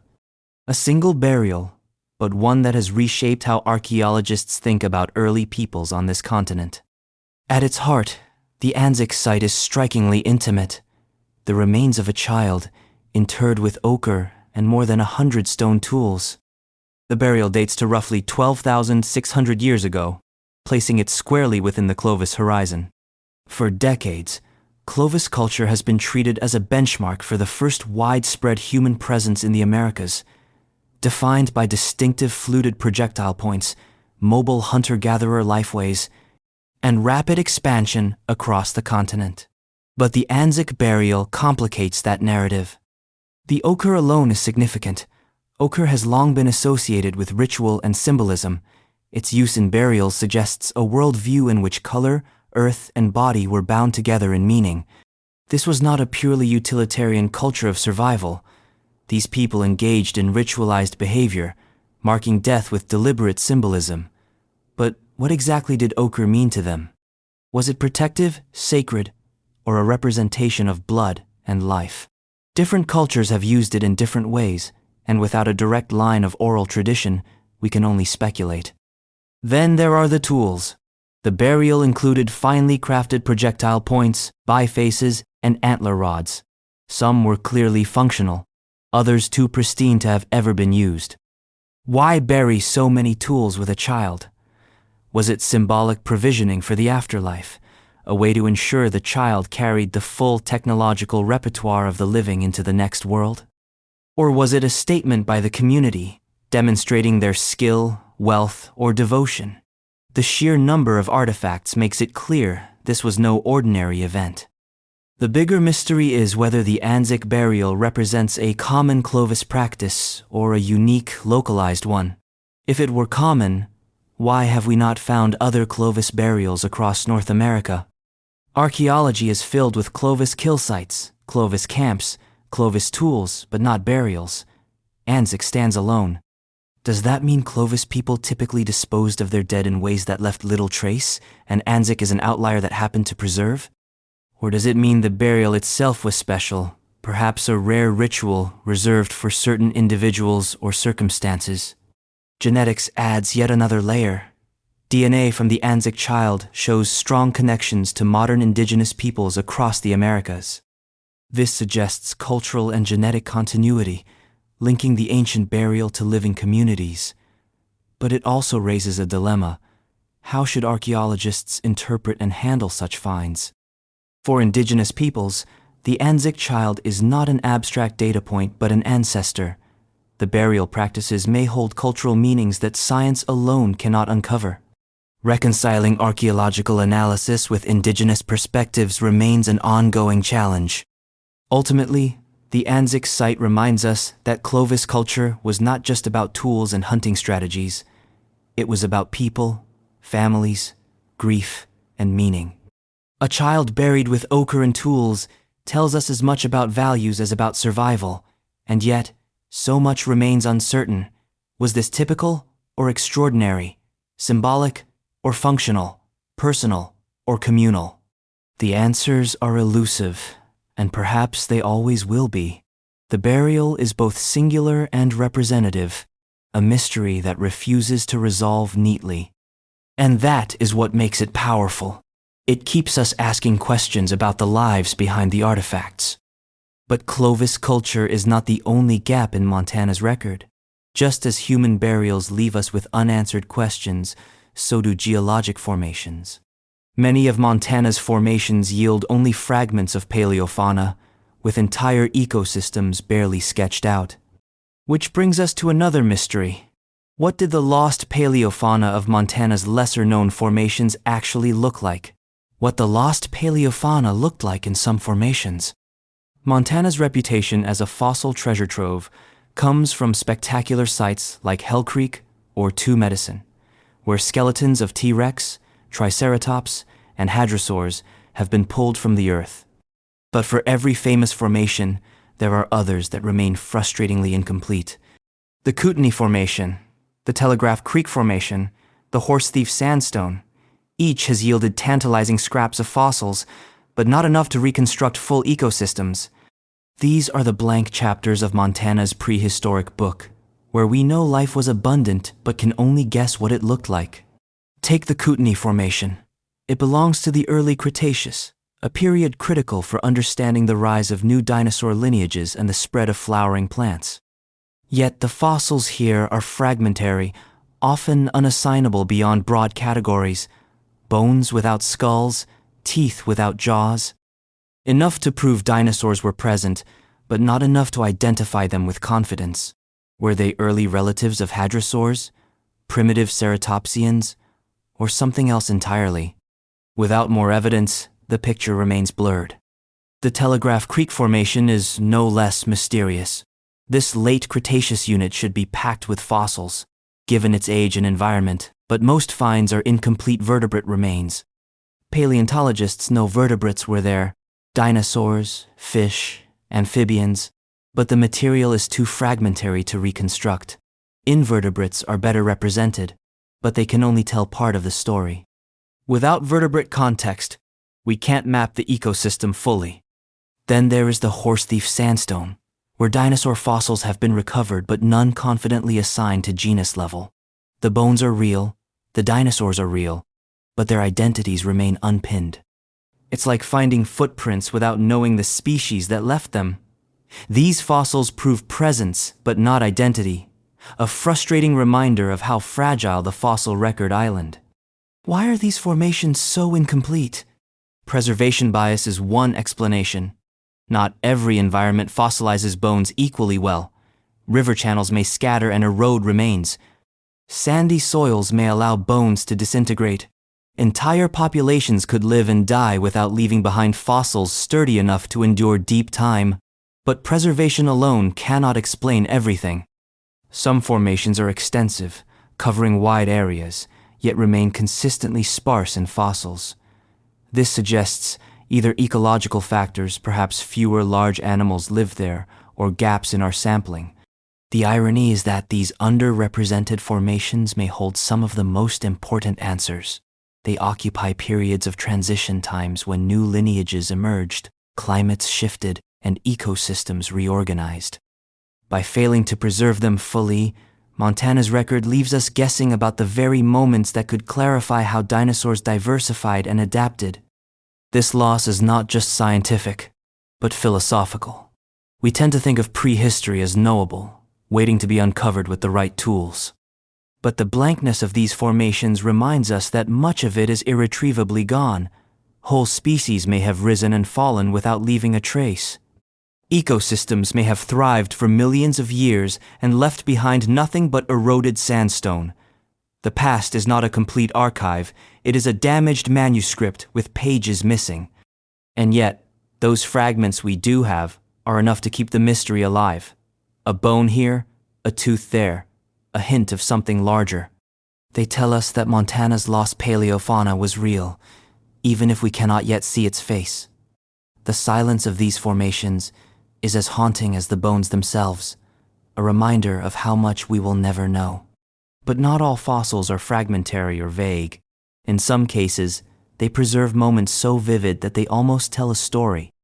In eastern Montana, 2 dinosaurs were found locked together in death, a Triceratops and a Tyrannosaurus, their bodies entwined. Did they really die mid-battle? Or is the dueling dinosaurs story a geological illusion? That is the next mystery.